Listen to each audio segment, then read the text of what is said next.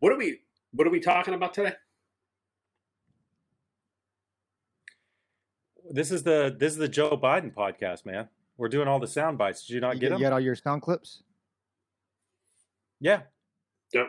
Well, it doesn't matter. And you know what? You don't need any sound clips because we'll just play recordings of Joe because according to Nancy Pelosi, we're not going to get any Joe sound clips because he's going to stay in a bunker. Bunker Biden, baby. Incredible. I did see Kamala Harris's speech today, though. What'd she say? Not that I really care, but what did she have to say? It was about 3.5 minutes of time that I'll never get back that I wish I hadn't watched. So I only watched it because I was like, oh wow, she's live. She's actually up there, and she did her little spiel, and we'll get into it here in our show. But she gives her little spiel, and then of course everybody's like, well, where's Joe at? Why isn't he giving this speech? And then you got what's his face, Chris Wallace, that is like. He is the new Shepard Smith for Fox News. Well, in all fairness to Joe Biden, he was doing he did some interviews earlier today with CNN and da-da-da-da-da. So it's like, but he's never come on Fox News yet. Is he going to do it? Well, he was busy today. Okay, go ahead and, continue playing that role. Chris Wallace is the absolute worst. You're absolutely right. He is absolutely the Shepard Smith. I tell you, Fox News, they started going downhill a long time ago, right? Shepard Smith went off the reservation, and then they hired Donna Brazile. You hired Donna Brazile? It was like, okay. I like Donna Brazile, man. She's dirty. That's why they hired her. She's dirty as fuck. She's the reason that fucking Bernie wasn't nominated. Come on, man. I'd have hired that chick in a heartbeat. Donna Brazile, all they did was hire her to get watchers. It was, that was it. They hired her to get watchers. My thing with Donna Brazile is they don't put enough pressure on her. They got to be like, come on, man. Tell me how this shit works. You screwed. Screwed fucking Bernie. It's like, come on, man. She wouldn't have done Corn Pop that way. She wouldn't have done Corn Pop was a bad dude, man. He was a bad dude. He'd have those chains around his neck. You would do Corn Pop like that. Luke beat Corn Pop's ass, though. I know. Yeah, in the Columbia Mall. I like Juan Williams. I like watching Juan Williams because he has to do. And every once in a while you can see him. There's like this little smile at the corner of his mouth because he's like, I don't believe what I'm saying right now. Well, his son's a diehard conservative. My words have no conviction. Yeah, his son is a diehard conservative. And it's like, Juan, you were actually fired by the left. And, the only person that would turn around and give you a job was Fox News. Whatever. Dude, it is. I can't wait for fall to start. It is hot as balls here. It was crazy hot. I think the heat index here today was 98, 99. Yeah, fuck that. Something, it's like 70-something% humidity. Disgusting. So check this. Today is going to get like 109. Tomorrow be 109. Saturday, 102.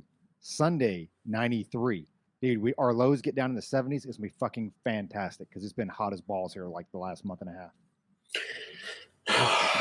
Can't do it. It's too hot, man. So the next few days here is 82, 82, 75, 66, 71. Nobody gives a shit. You're such a globalist. I don't care what the weather is over there. So what? We're chatting about the RNC, right? We're going to talk about Jacob Blake, talk about Kyle Rittenhouse, talk about the polls, and go from there, right? Yeah. Whatever Luke put in the outline. There's other stuff. You got to scroll up a little ways. Yeah, I'm not going that far. You can just bring up the topic and we'll start talking about it. We can do round. We're always good, man. We're always better when we wing it. So say we. Yeah, I can't believe you. I understand Roger. Roger's pretty level-headed, but I can't believe Josh isn't more worked up about this shit. About what? I mean, because, dude, all this stuff. I mean, fuck. We'll talk about it in the show, man. I'm gonna be like, "What? Y'all don't love America? Fucking couple of commies." Hey, Roger, did you friend that guy yet? John Buford, Juanito, Johnny B. Buford. I did. Oh, dude, pure entertainment. It's fucking crazy, right? Did you go through his timeline a Yeah, little I'm bit? telling you right now, and I hope Johnny's Oh. listening, man, dude. I don't know how many in your 9 lives you have left, because like you're lucky you're not dead. You're That's lucky what we're you're all not telling. dead, man. Like that's an adventure of a lifetime, though. Like, for real. Like, I mean, but damn, man. Oh, He has always been like that since he was a little kid. He's always been like, he truly doesn't give a fuck. He truly doesn't like. But he was, man, he put some crazy shit on Facebook the other night, like killing commies and stuff. And I'm like, I saw some of his stuff. man, He was talking about, what was that, Rittenhouse? He's like, you killed 3 commies. What's wrong with that? Yeah, you didn't kill anybody. You didn't kill any real people. All right, mute your shit. Let's do this. ooh.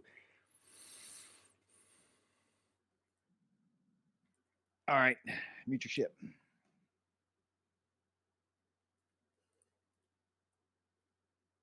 You ready?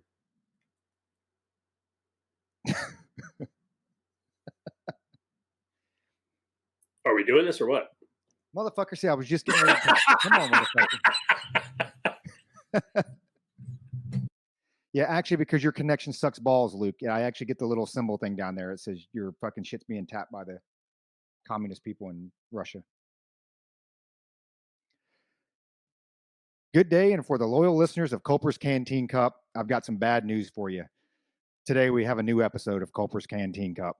I feel kind of like this is the, and we've all been through there. We go through this course, survival, evasion, resistance, and escape. And, they pretend that like you're a POW, you're captured, and it's time of war, and they put you in this box, and, they play all this music and this and that. And I feel that one day what's going to happen is they're just going to start piping in episodes of Culper's Canteen Cup. So it's like, hey, for your mental punishment over the next, 3 days, you're just going to listen to nothing but 35 straight episodes of Culper's Canteen Cup.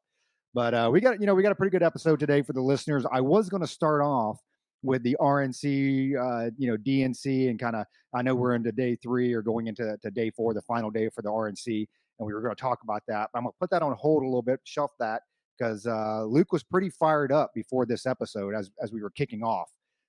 He had some stuff to get off his chest, and he was talking about, man, I can't believe you guys aren't angry. And I think he was actually blaming Josh over there.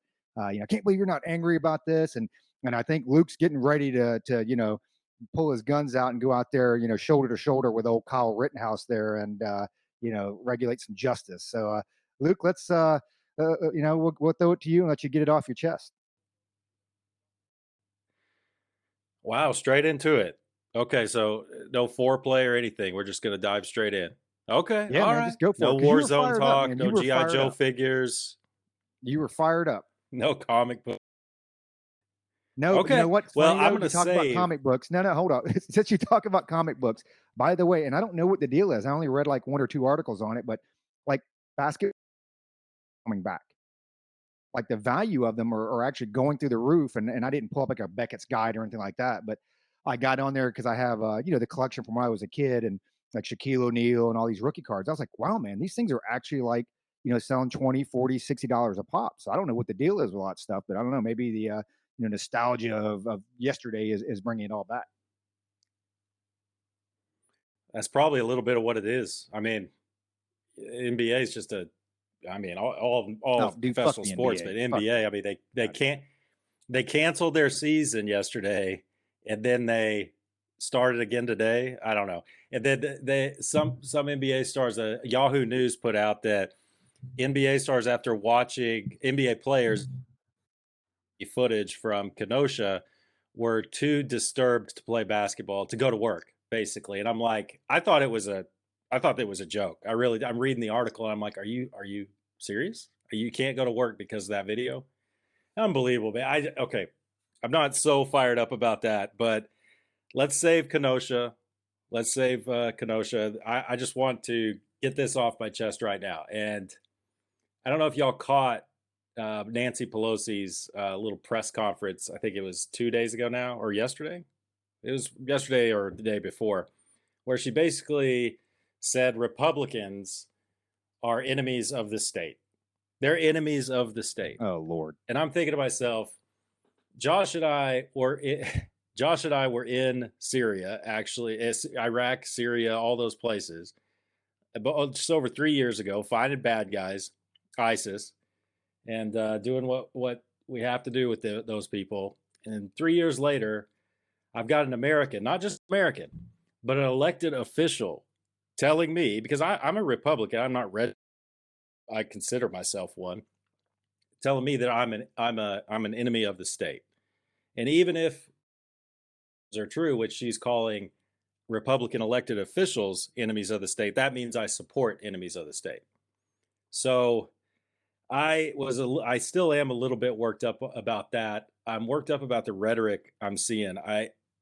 I've never heard, if you guys can look up in the history books, anytime an elected official has actually said that, accused Republicans or their voters of being enemies of the state, go watch it for yourself. She said it. I'd like to hear about it. I'd like to hear, rhetoric like that that's been said in the past, if there's a precedent for that. Additional, give Nancy Pelosi a halfway pass because she's 859 years old. But I think that she meant what she said. I really do. I think she believes that. I don't think that's just rhetoric. Now, with Hillary, what she said the other day in her little, I guess she's still doing press conferences, is I'm not going to give her a pass. She is old, but I think she just let her true feelings slip. I think she might have let a little bit of the strategy slip about what's going to happen immediately following the election, as long as there's not a Trump landslide. She said, under no circumstances, she's very emphatic when she said it. Look it up on YouTube. Under no circumstances should Joe Biden concede the election. Under no circumstances. It wasn't qualified. She said under no circumstances should he concede. I think it's possible they're letting their playbooks, they're kind of tipping their hand a little bit and showing us what it's going to look like unless it's an absolute blowout, which at this point I think it could be. You guys are looking at me like I'm crazy. I mean, I can't believe that didn't work you up, Josh, at all. You're the one talking about civil war and it's coming and it's just a late term abortion, all this. No, it did work me up. It absolutely worked me up because that's incredibly dangerous rhetoric, right? And so by and large, let's go back to, what was it, 2015, 2016, when Steve Scalise got shot at that dude shot at that Bernie supporter shot at the Republican baseball game. Right. So I didn't blame Bernie Sanders for that. Right. And Bernie Sanders did not go out and say, go shoot up, Republican baseball game. So I didn't blame Bernie for that. Some of the rhetoric from Obama, I didn't blame Obama when the Dallas police officers got shot. Right, because Obama did not tell people to go out and shoot up police officers. He definitely did not help, right? And so, but Mark Thiessen, the columnist for the Washington Post, wrote an article for the Post in 2018, and it was titled "The Democrats' Rhetoric is Just as Dangerous as Trump's." Right, and so what we've seen over the years, we've been conditioned, just like gas prices. We've been conditioned to accept this as a nation from our elected officials. Could you imagine somebody in the 80s, regardless of what side of the aisle they sit on in Congress, come out and say that the other party is an enemy of the state? Do you imagine what would have happened to that? Dude, Tip O'Neill would have lost his mind. Reagan would have lost his mind. Like, that's just not something you did, right? There was a level of decorum there, where, okay, there's just certain lines you don't cross. The Soviets are enemies of the state, right, in the 80s, right? Communism is an enemy of the state. To have not only an elected official, the third in line for the presidency, right? That's the Speaker of the House. Come out and call the opposing political party enemy of the state. And the media largely ignored it. And, you have people out there these days that are going to start taking that literally because people are unhinged, man. It's 2020. People are unhinged. People are going to start taking that rhetoric seriously. And that is what is, and I keep saying it, that is what is driving us to a pending civil war, a period of significant social unrest. And we are, 60 something days, right? 70 days from it happening. And when it happens, it's going to be ugly. It's going to be bad. But we've been conditioned for it because nobody out there, mainly the press, is willing to hold everybody to a standard. Right? There's certain things you don't say. There's certain lines you don't cross. When I forget who it was Pelosi or Hillary compared the Trump administration to ISIS, right? And you're like, really? You're comparing the Trump? I didn't think the Obama administration was ISIS. I didn't think the Clinton administration was ISIS. I didn't think George Bush's administration was ISIS. It's absolutely insane. But we've allowed it to happen, and it really started back in the early 2000s when people started 04, 05, when people started calling George Bush a Nazi. When he accused George Bush and Dick Cheney and Rummy and all those guys of being Nazis, right? And then you're like, oh, well, Hillary's a Nazi, and Bush is a Nazi, and this is a Nazi, and that's a Nazi. It's like, hey, man, unless you murdered 6 million people, let's not call each other Nazis, right? Because you're diminishing what the Nazis actually are and what they did. You may be acting in a fascist manner, but let's not call each other Nazis, right? Because now it's just a term people throw around, like, Nazi, right? It's like, no, dude, like that should carry some significant weight, just like racist, right? Racist is not a term that should be used lightly, but we've allowed it to happen, and by and large, it's just something that we're going to continue to allow happen, and it's only going to get worse, right? Because we don't have term limits, and we have these assholes in Congress, starting with Pelosi, right? So you got the old guard, right? You got the old guard. This is it, man. They're not long, for this. The up and comers, the progressives, the Omars, the AOCs, the Tlaibs, right? That squad is growing, and that rhetoric is gonna get worse. It's going to get worse. They don't care about the decorum that should be there, right? They don't care about using those nuclear options that shouldn't be used. And that's why term limits, I know Roger's not a fan of term limits. I know he kind of goes against them, but those people who understood, right, they understood those lines and not to cross them, those people are gone. And the ones that are left, they're not going to be gone. They're not going to be here for much longer. So I don't know if Roger's changed his mind on term limits. Probably not. But I'll give it over to him to get his take on it. I haven't changed my mind on term limits. I already changed my mind one time going from a supporter of term limits to, opposing it. But, you bring up a very valid point with the decorum. And, I try to think back, and obviously we can go back and Google and YouTube some things or whatever, but I just trying to go back in my mind where, this really fell apart. And I really don't remember it being this bad. I think I really saw it towards the end of Harry Reid's term, right, as the Senate Majority Leader. It seemed like there was a shift there in his last year or two. And then obviously once Schumer came in, I think it just went off the cliff. And then it seems like Trump's come over, or since Trump was elected, that it's just gotten a lot worse. And so now, you talk about rhetoric, but everything is such an extreme. And you're absolutely right with the Nazis. I read an article, and I can't remember who said it. It may have actually been Thiessen, one of his articles, that, hey, once either side goes the Nazi route, you've already lost. I mean, you've already lost. The whole argument's thrown out, and, you're basing things on emotion as opposed to fact. But I don't know, Luke. I mean, do you remember a time like when I'm trying to, put my finger on it? I think it definitely got worse under the Trump administration as far as the left attacking the right and just going to those extremes to where, okay, hey, it reminds me of the George Bush era. So George Bush, a lot of people didn't like him. The country came together during 9/11, but I don't think you had a hardcore group that, I think it was a smaller group that, why did we go to war in Iraq and this and that? But generally speaking, I think everybody thought George Bush was a patriot. And even though I didn't agree with everything that he did or said, there's no doubt in my mind that I thought that what he was doing or what he did was what he believed to be the best for the country. I can tell you for me personally, I didn't feel that way under Barry. I didn't feel that way at all. I did believe, oversimplifying, that Barry was a, new world order, one government type thing. And it's not what's better for the United States of America, but what he felt was better for humanity. I believe that now with Trump, he's back to the hey, it's time to place America first, and it's time to place Americans first, and everybody else can come second. But I just don't remember it getting so negative and so extreme, until he took office. I mean, do you remember? You remember a shift before then, or maybe well, I don't think the Republicans attacked Barry. Now, well, let me rephrase that.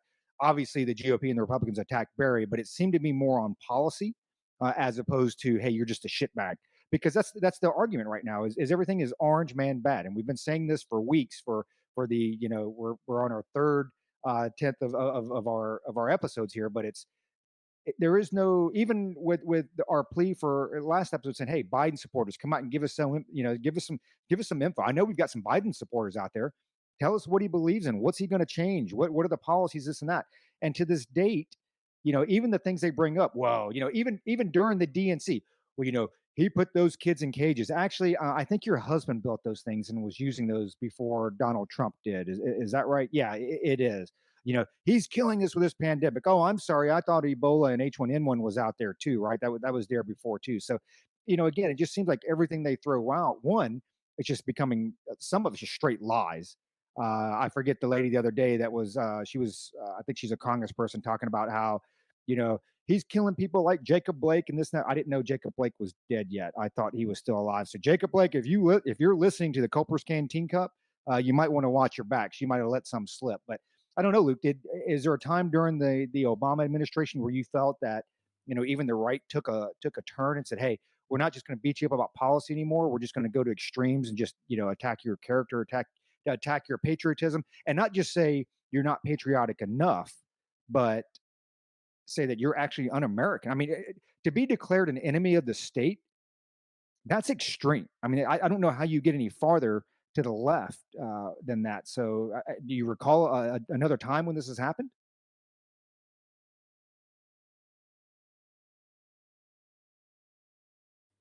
No.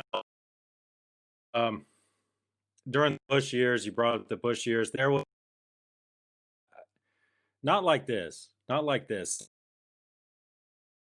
I'm to the Obama years. I'm thinking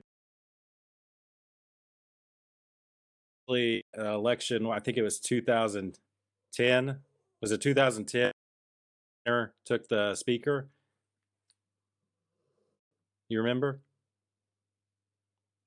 Yeah, Okay, it was somewhere right around like 09, 2010. So I think,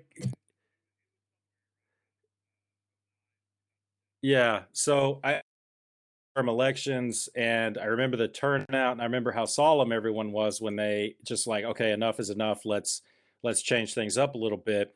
But the rhetoric wasn't there.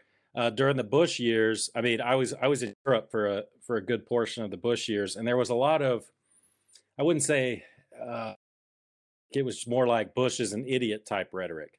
You got some war criminal stuff in there, but a lot of the real hateful stuff was directed toward Vice President Cheney at the time, because he is the emperor. He is Emperor Palpatine from Star Wars. I mean, so maybe there's something to that. But to answer your question with Obama, I mean, I in Texas, in a pretty red in Texas during a good portion of those years, and I love those. I love my people back there, but they are very diehard Republican. And you would think, the average person on the street would think, after talking to these people for maybe 10 minutes, would think, man, these are the type of people who hate Obama. And they probably call him, all kinds of horrible names. They probably want him to die. And I can tell you, being friends with these people, close friends, they didn't want Obama to die. They didn't hate him.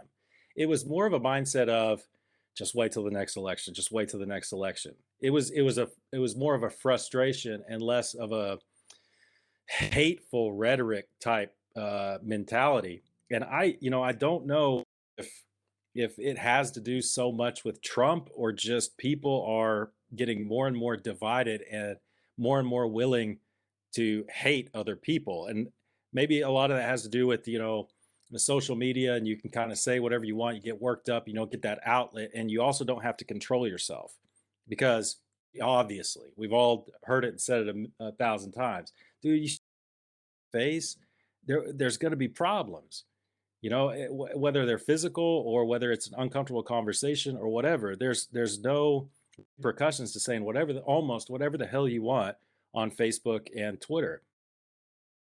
What I'm getting discouraged at the rhetoric, and I don't, everybody knows we lean right, all three of us, but I really don't see it. And there's to give you an example, I don't see the hateful rhetoric come from the right as I do the left. Now, I'll give you an example of this. There is a person on Twitter named Blair White. I don't know if you guys know who Blair White is, but Blair White is a transsexual conservative. And the first time I saw Blair White's picture on Twitter, I was like, wow, that chick's pretty hot. And I read into it, and I was like, that's a dude. Well, it's whatever. It's transsexual. That's a guy who is dressing up like a girl. So it's a very good looking guy, whatever. I don't want to get into that conversation, but I'll call Blair White a she. She has said that she is moving away from California and moving to Texas. And she put up a few screens from people who lean in Texas, from tweets from people in Texas, left. And people on the left were being very hateful to her, saying, you're coming to the wrong state. These conservatives are going to kill you because you're a transsexual, and you're conservative. We don't like you anyway. But I'm really watering it down what they were saying. And maybe she was cherry picking, I don't know, but she posted comments from conservatives and Trump supporters, because she's big time Trump, and they were saying, come on down to Texas. There's it being very welcoming. I just see, and Twitter is better for not being in an echo chamber. Facebook, it's real easy to get in the echo chamber. And that's a mistake I've made in the past. I have gotten used to Twitter, so I'm not so much in my echo chamber, and I can see dissenting points of view. And when I see dissenting points of view from the left, it's very, very disconcerting, because there is so much hate. I mean, there's so much hate.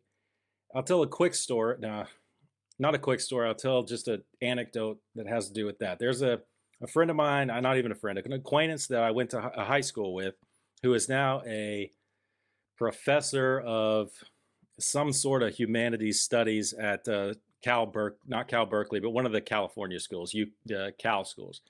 And this guy is ultra left leaning. And I have another friend who's ultra right leaning. They're still friends from high school. And when this guy, who's the professor, is in a conversation with my right-wing buddy, trying to educate him, he's using all these critical theory terms and all this horse shit that you see. But the minute he starts getting upset, he reverts back to exactly what he accuses everyone else of doing: unfounded statements, demagoguery, especially with the Kenosha thing. He was saying that dude, that poor guy, is a white supremacist. And it's like, dude, you're a professor. You have a PhD. You're supposed to be smarter than this. And you accuse the right of jumping to conclusions, all that stuff. And that's exactly what you're doing, because you got emotional and you got hypocritical. I mean, and hateful. I mean, they're like, you're no longer my friend, and I consider you an enemy now. Almost like what Pelosi says. I mean, this guy was just out of control. It's like, these are the types of people that are educating the children on the left. I don't know, man. I'm kind of all over the place, but man, I just see a lot of hate, and I'm getting very discouraged. But at the same time, we want to talk about Kenosha now and what's going on there. I mean, I'm getting discouraged, but at the same time, I'm like, this is going to snap back. This is going to snap back, because there are more normal, loving people in the States than there are hateful people. And hate tires people out. They get tired of it. So I'm predicting a landslide right now. I really am. And I think it has to do with a lot of the lawlessness and the hate and this rhetoric we're seeing. Josh, you want to talk about hate in DC, or do you want to talk about hate and chaos? So I think the DC thing ties into what you brought up, and it's a really good point, right? So social media has enabled a lot of people to say things that they would not say it to someone's face, right? I see a lot of it that it's like, you know what, man, if you said that to me, to my face, like, we're going to go kinetic, and we're going to have, there's going to be a dust up, right? And I think that started not as social media came on, but I think the other when it got to the point to where, you remember like they started like the anti-bullying campaign. It was like, hey, if you're being bullied, go tell a teacher. Or if you're being bullied, go find an authority figure, make it stop. And it's like, no. So what I tell my kids is, if you or someone you see is being bullied, you tell that person to stop once. And if they don't, you hit them in the face as hard as you can. I don't care if you get suspended from school. You know what? The day you're suspended from school, I'll take off from work. We're going to go see a movie. We're going to go get ice cream. We're going to go do whatever it is you want to do. I'm going to make it the best day ever. We're going to have so much fun. We're going to play video games. We're going to do whatever, right? Because people need to realize there are repercussions for running your mouth and disrespecting people, right? There has to be some level of repercussion for that. And what we saw in DC with people coming into restaurants, right? People walking on the sidewalk and surrounding people and making them, saying them, well, white silence is, violence, right? Silence is violence. And you have to raise your fist in solidarity, for Black Lives Matter, whatever, right? I go back to the picture from the 40s when it's a bunch of Nazis standing there and they're giving the Hitler salute, and you got that one guy with his arms folded, and he's standing there, he's like, nope, right? That's what that lady was, that they surrounded her table and she was like, no, I'm not doing it, right? So a couple things there. One, I didn't see them do that to any grown-ass men. And I'm not talking about DC soy boys, right? I'm talking about grown-ass men. Could you imagine a group of us when we were up there being in downtown DC, and those fucking whatever they were, I wouldn't even call them people. They're not even humans, right? Could you imagine them coming up to our table and doing that to a group of us? Like, dude, it would have gone very ugly, very, very quickly. It'd be like that. It'd be like the time that guy in Boston tried to pick a fight with the group of us in the bar, right? He's like, bro, there's like 15 of us, and there's one of you. Like, this is not the crowd to do that with. Like, there's some pipe swingers here. Like, it's just not the crowd to do it. But you have this generation, you have these group of kids, because a lot of the people doing this, you look at the demographics as far as age goes, a lot of these are early 20s. You look at these and they're late teens, early 20s. And what we're seeing is the generation that grew up, dipped in Purell, playing soccer without keeping score and watching Wow Wow Wubsy. This is what you're seeing. This is the timeout crowd. And I think we can all agree at this point that the timeout crowd not faring as well as our crowd, who you got your ass whipped, right? You got your ass whipped growing up when you did something wrong, right? And and somebody was talking about it, I forget, on YouTube, but it was talking about, like, there are plenty of studies out there that show that astronauts in a zero gravity environment lose bone density and muscle mass. Right. And what we've done, we have placed these kids in zero gravity environments, given them their safe spaces, given them their, handed out stuffed animals, gave them hugs every time, when something bad happened to them, and they have lost muscle mass in their brain. Right. And they don't. And now, like, that's not the world. The world has gravity. We all know that. The world has a lot of gravity. And now they're experiencing some of that for the very first time, and they're not dealing well with it. And so with what you saw in DC, like that, it's crazy, because the left always calls the right, alt-right Nazis, bro, when you walk around and you kneecap people, you make somebody do something that they do not want to do by force, that is literally fascism. That is literally fascism. When you make them raise their hand in the air, I don't know what that looks like, but it looks a hell of a lot like what the fascists did, right? They ran around in brown shirts and made people do that. And people think that's okay. I'll let you guys talk Kenosha, but that's, dude, the DC thing, like, that's going to go badly very quickly, because I think what we're seeing in Kenosha, and I'll throw it over to Roger to get his thoughts on it, but I think what we're seeing in Kenosha is people are only going to be allowed to be pushed so far.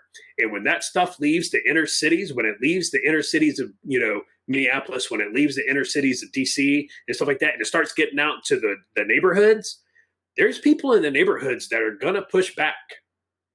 And I think that's what we saw in Kenosha. It's like some people showed up and, we're little Kyle Rittenhouse, man, he pushed back.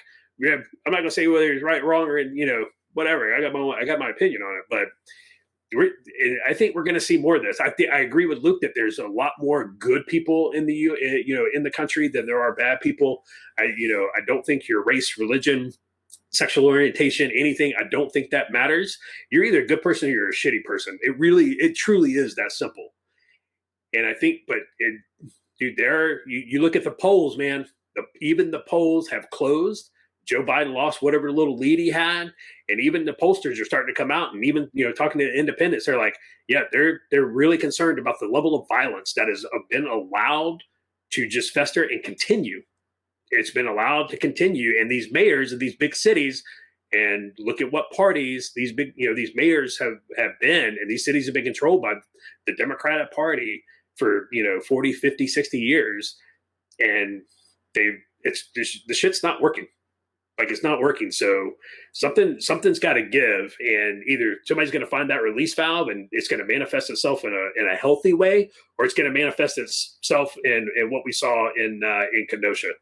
So I'll give it to Roger, and he can talk Kenosha and his thoughts on that, and police up whatever I forgot about the ass clowns in DC. You're spot on, and it's almost like you talk about that zero gravity. It's almost like a case of Asperger's, where people just don't have that social interaction. Don't know when to shut the fuck up, when to speak up, when to stand up, when to sit down. Because there's a reason why that shit happened in DC and didn't happen out here in Queen Creek, Arizona, because you would have probably got shot. Okay. That's the reality of it. And so they get in that little bubble you're talking about with the zero gravity, because you know what? I can do this because this is a gun-free zone, this and that. Hey, I know Maricopa County is assessed to have or assumed to have about 50% of its citizens carrying a firearm at any given time. So you don't see a whole lot of that. I'm just going to walk around and randomly jaw jack somebody or kneecap somebody, because you'll probably get away with it first, or one time. Statistically, you won't get away with it the second time. So that's why it happens in DC. Going back to what you're saying, and then even what Luke's saying, and you're absolutely right. This all, you're starting to see it bubbling over into Kenosha, where people are just fed up. And what kills me above and beyond all this, it's a much bigger topic, because it goes back to the hypocrisy. And I don't even mind the hatred, man. I mean, you've got dickbags out there, no matter what industry. They're police officers, they're janitors, they're firefighters, they're teachers, they're your homeless. I mean, you've just got people that are just shitbags. And that's just the way it is. And so the hatred's always going to be there. The problem that I have with all of this is the hatred is leading to the public prosecution of folks without all the facts coming out. And I had this conversation with my son today, and it's a little unfair. So, he's 18 and obviously, well, more experienced in years, maybe not, mentality wise or whatever, but I was trying to make this argument with him and, kind of show him the hypocrisy, because it's like, man, those cops, and I'll go into the facts here in a second, those cops, they should be arrested and they should, go ahead and execute them and da-da-da. It's like, whoa. It's like, there's a whole judicial process. So, the same argument you use, because as we get into Jacob Blake and his background, well, no, you can't hold that against him, and he deserved a trial for all those things. And that cop just, it's Judge Dredd, right? You judged him right there as the, judge, jury, and executioner. Well, no, you're doing the same thing to the police officer. You're doing the same thing to Kyle Rittenhouse. The same thing that you were accusing the police officers and Kyle Rittenhouse and those like him of, right? You are doing the same thing. And it goes to your media, it goes to your sports figures. And I had that conversation with my son today. I'm like, so when you look at the police officers that were involved or the police officer that was involved in the Jacob Blake shooting, it's like, you don't have a problem with, because I've got my own opinions, like we all do. But I told him, I was like, I'm kind of reserving it all, because I'm waiting for the facts to come out. Because if the cops were wrong, then they should be prosecuted, right? They should go through their jury, go through their trial, and convicted and serve their sentence. But you don't even have all the facts yet. So you have that, and that's, dude, it kills me because one, I give two shits about sports. It confirms my conviction to not watch it because I sat there and you catch snippets on Fox News and everybody's crying, man. I just can't go out and play basketball today, and I got to walk off the set. That would be like me. I just fuck it. I can't do it. I'm walking off the set. Right? I mean, they were literally showing people like this, and I'm like, you don't even have the facts yet. You're prosecuting this guy, and you don't even have all the facts. That's the problem because believe it or not, and I guess we're all constitutional scholars now, according to Luke last week, if I read some Wikipedia. But you've got due process, right? The Fifth and the 14th Amendment guarantees your due process, a right to a fair trial covered in the Sixth Amendment. So it goes back to, hey, those are constitutional rights that essentially, LeBron James, fuck man, that's enough, or whatever the hell he said, or he came out with a tweet or IG post or whatever it was. But you've got all these people that are prosecuting these folks, and you haven't even let the facts come out. Let the facts come out, and if the police officer's guilty, prosecute his ass. If he's guilty of something like that, throw his ass in jail for 100 years. I have no issues with that. But don't do it until you know the details, till you know the facts. So we'll talk about Kenosha here. And this is I try to reserve it for what we actually know, what they actually have reported versus what we think. So it's about the shooting. It says Kenosha officers were called to a domestic incident about 5:11 p.m. Sunday. A woman called saying her boyfriend was present and was not supposed to be on premises. According to investigators from the Wisconsin Department of Justice Division of Criminal Investigation, who's doing the investigation right now. In a police call, a dispatcher names Blake and says he isn't supposed to be there and that he took the complainant's keys and refused to leave. The dispatcher later explains she doesn't have more details because the caller was uncooperative. So there's a restraining order, right? So and we'll get into this, there's a restraining order. There's been some history of violence or threats there in the past. So the lady got a restraining order against Jacob Blake, not supposed to be within 100 feet, 100 yards, whatever the case may be. He's within that distance. So, she makes the phone call, which is already different, right? Because the first reporting was, well, he was breaking up a fight. He's just driving by. He's innocent, man. He's just riding down. And I shouldn't say it in that tone, all right, because I don't want to make it sound like he aggravated it or whatever. We'll let all the facts play out. But they made it sound like before anything came out, and this is my point, that he was just driving down the street, minding his own business, and he pulled over to stop a fight, and then the police came in and just shot him. That was the initial story that came out, which, by the way, you don't see that anywhere now. And I think some of these places like CNN have actually taken it off their little tweets and IG posts or whatever the fuck they have out there. So anyway, when the officers arrived, they attempted to arrest Blank and used a taser to try to stop him, which again, I'll stick to facts, but you can make your own assumptions because tasers, they're pretty fucking effective, man, from what I've seen. Never been hit with one, pretty effective. Blake then walked around his vehicle, opened the driver's side door, and leaned forward, the agency said. Police said that about 5 minutes after the initial report, a dispatcher received reports of shots fired. An officer had grabbed Blake's shirt and fired a service weapon several times into the 29-year-old's back, state investigators said. No other officer fired their weapon. The officers rendered aid before Blake was flown to the hospital in Milwaukee. And then I think the report came out yesterday that there was a knife in the floorboard of the vehicle. And we don't know if the knife was already in the floorboard. Did he have it in his hand? I don't want to speculate on that, how that came in. So those are the facts that we know of right now. Now I'm going to get into the history of Mr. Blake. And I say this, people say, oh, you shouldn't judge him based on his past. Well, you don't, but if you're a police officer, it goes back to the Floyd episode, right? This is the information that a police officer theoretically is going to be given as they pull up to an incident and start IDing people. Like when they go back and check your driver's license, they're pulling up your history. Surprise. Okay, because that's going to give them that operational environment. Tell me what I'm operating in, right? What kind of, is this an aggressive person? Do they have a history of it? Do they have a propensity for violence? Have there been other issues? So it's intelligence, right? Criminal trespassing. These are ones that he's convicted of. Criminal trespassing, domestic abuse.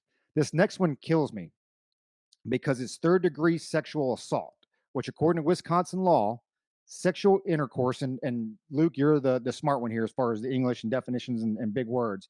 Sexual intercourse without consent with no weapon, threat, or force. So if you have a weapon, you threaten them, you force them, whatever, it goes second degree, first degree. There was actually, and I can't remember if it was CNN or it was PolitiFact, that actually came out, fact checked that because somebody posted, he raped a 16-year-old. And they're like, nope, that is false. They're like, because according to the Wisconsin state law, it says sexual intercourse without consent, no weapon, threat, or force. But that doesn't necessarily include rape of a child. Isn't sexual intercourse without consent, isn't that by definition rape? I mean, my limited English, it is my first language. Sometimes it seems like it's my second, but by definition, sexual intercourse without consent to me is rape. That's what they call that. So anyway, third degree sexual assault, another domestic abuse, another disorderly conduct, and another domestic abuse. So that's what they know about him. And then when you go farther into his past, because those are all kept at the state records, there's some local records, and some of there it's a little hazy. So to be fair to him, some of it he may have been acquitted, some of it may have been dismissed or whatever. But he's also got a resisting arrest, carrying a concealed weapon, carrying a firearm while intoxicated, endangering the safety of the public, use of a dangerous weapon.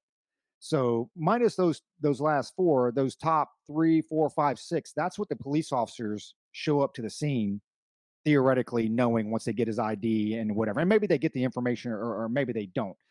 My problem is with the police officer and going to what the media is doing and what the athletes and just about everybody, and again, even my son, it's the prosecution. This cop's already guilty, right? I mean, according to everybody out there, the police officer is already guilty. You've already got Doc Rivers and crying, and man, it breaks my heart because Kenny Smith, he's a Carolina Tar Heel, gets up and I just can't do this podcast anymore. I can't do this television thing. I got to get up and walk out. It's like, hey, maybe you should, because now even more details are coming out with the Floyd thing. Again, not all the facts are there, but now when they got all the medical examiner reports are saying that, yeah, he actually had enough fentanyl in his system to kill him.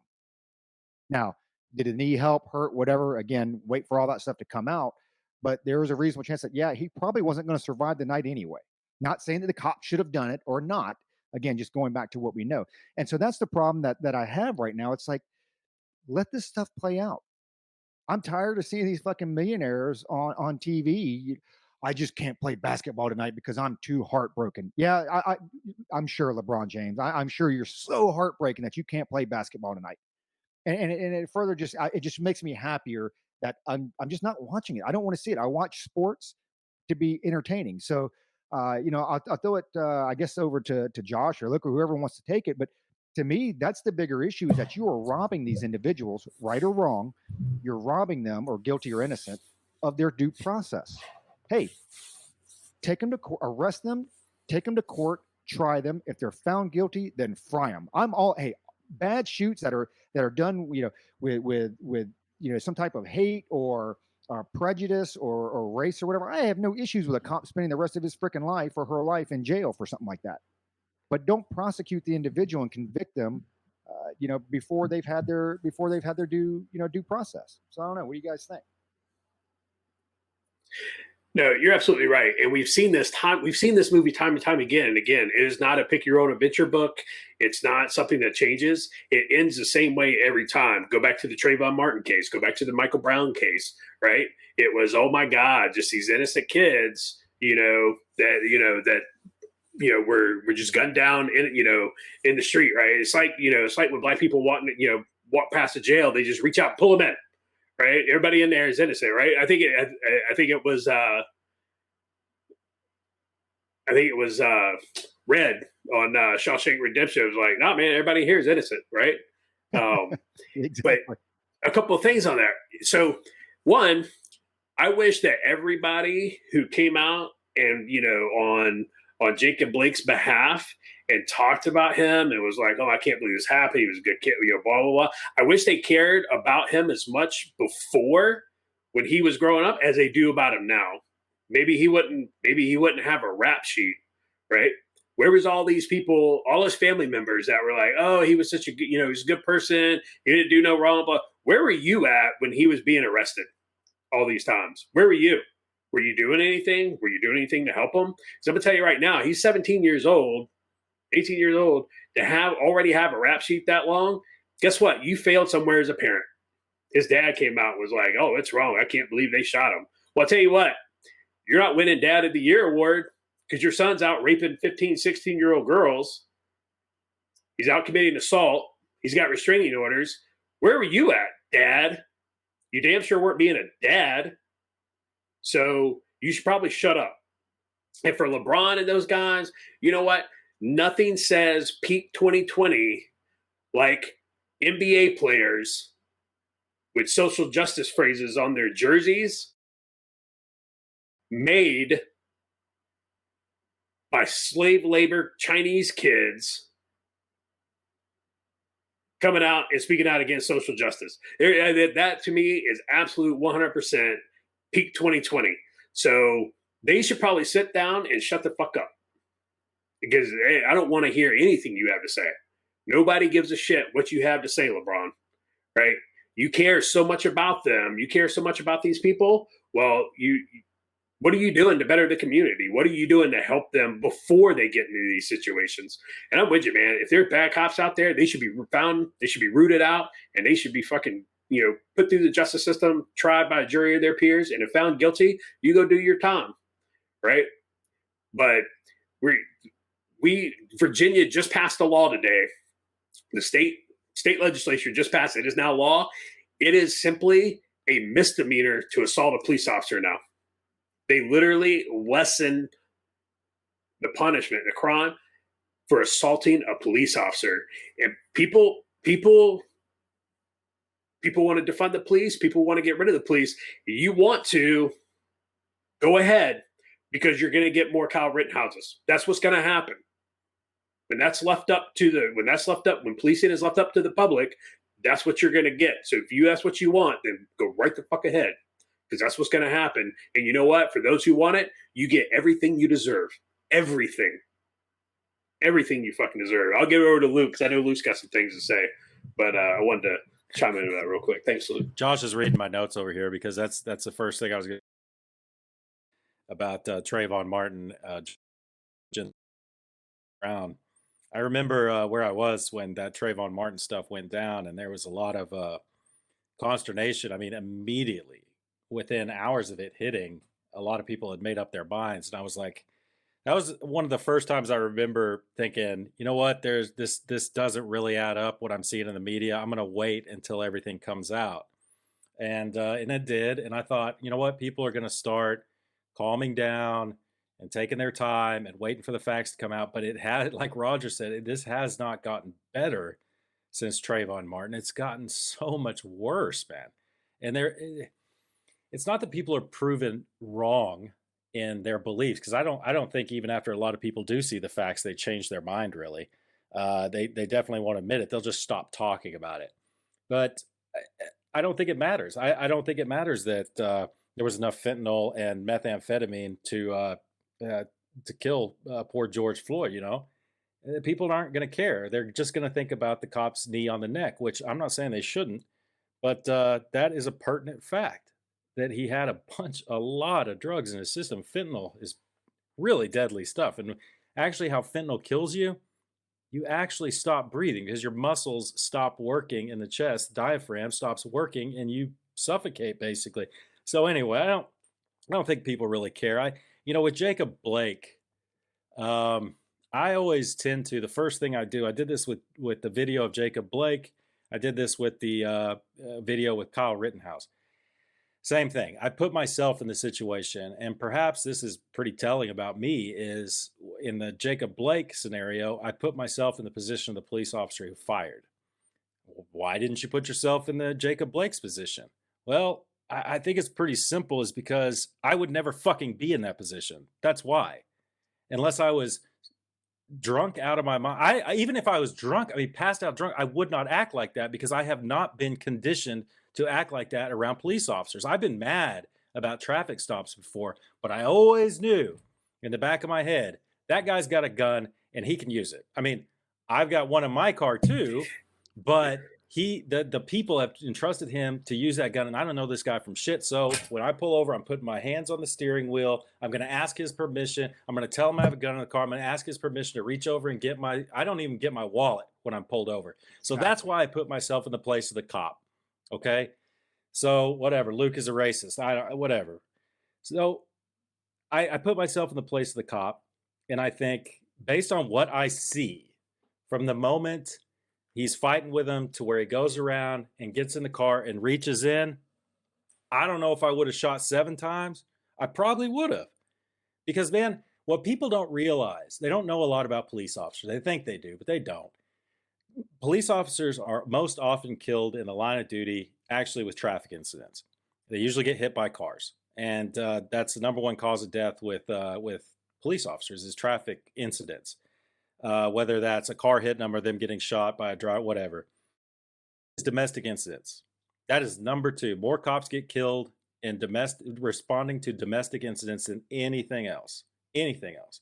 So when a cop is going to a domestic incident, first of all, their radar's up. That's number 1. You're going into a stressful situation where you know you're very likely to get hurt or killed. And number 2, you know you're going to an area where a guy's got a warrant. So, I mean, they're on alert. So I put myself in the position of the police officer, and right or wrong, this is what scares me about today's society is right or wrong, I would have done the same thing probably as that police officer that quick, especially if the taser didn't work or if I had already discharged it. So I'm not going to take the chance of not coming home to my family because of this. Better be judged by 12 than carried by 6, something like that, right? So, it's going to be harder and harder to find good police officers, I think, especially in high crime areas, high density, high crime areas. With Kyle Rittenhouse, let's talk about that now, because this is very common. We still got to get to the RNC, but we got to go around on this one. In that case, I put myself in the position of Kyle Rittenhouse, and I don't know why. Even when I first saw the video, I didn't know who was who. I figured, after watching it a couple times, I'm like, okay, the dude with the skateboard is the Antifa, BLM, whatever, because he has a skateboard. And that's me assuming that. But I was pretty spot on my third viewing. But I did put myself in his position, Rittenhouse. Running away, hopefully I wouldn't trip over my own feet. Get hit over the head with a skateboard. I have been mobbed before by about 8 guys. And dude, there's nothing you can do. There's nothing you can do. And even if you did have a gun, you're being mobbed by 6 or more people. It's touch and go. What's going to happen? So, if I had a long gun, I probably would have fired too in that situation. If I'm being chased, plus all this stuff that's been out on the media, people see what happens when you are caught. You get kicked in the head. You end up in the hospital. Josh had some good points on this. One thing to keep in mind is Kyle Rittenhouse does not have a criminal record that I can find. The 3 people that he shot did. Not that makes any difference, but it's something to consider. It's part of the facts coming out. Like what Roger's saying about the prosecution, that's in the, I think you were making the point that he's being prosecuted by the public, which is damning these days. But he's also being prosecuted by the state at this point, and they definitely overcharged him, just based on what I've seen. And they didn't even hesitate to do that. They just went ahead and charged him. Because I think part of it was they were afraid of what would happen if they didn't.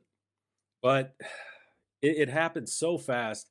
And according to the video, man, there's so much I have to say on this. I've watched the video numerous times. It's just so shocking. When I woke up in the morning, I watched that. I'm like, holy shit, it's happening.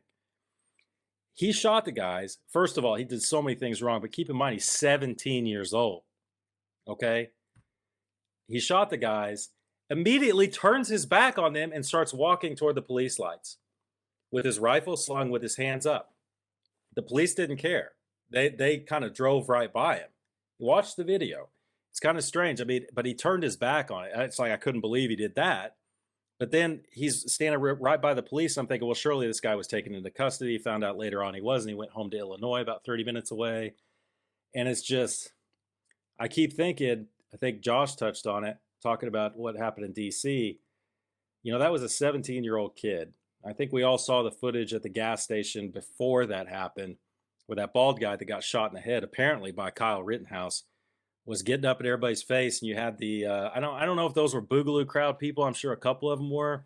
But they seemed like they were legitimately caring about the businesses and like trying to keep people away. And I was like, man, this is just a powder keg waiting to happen, right?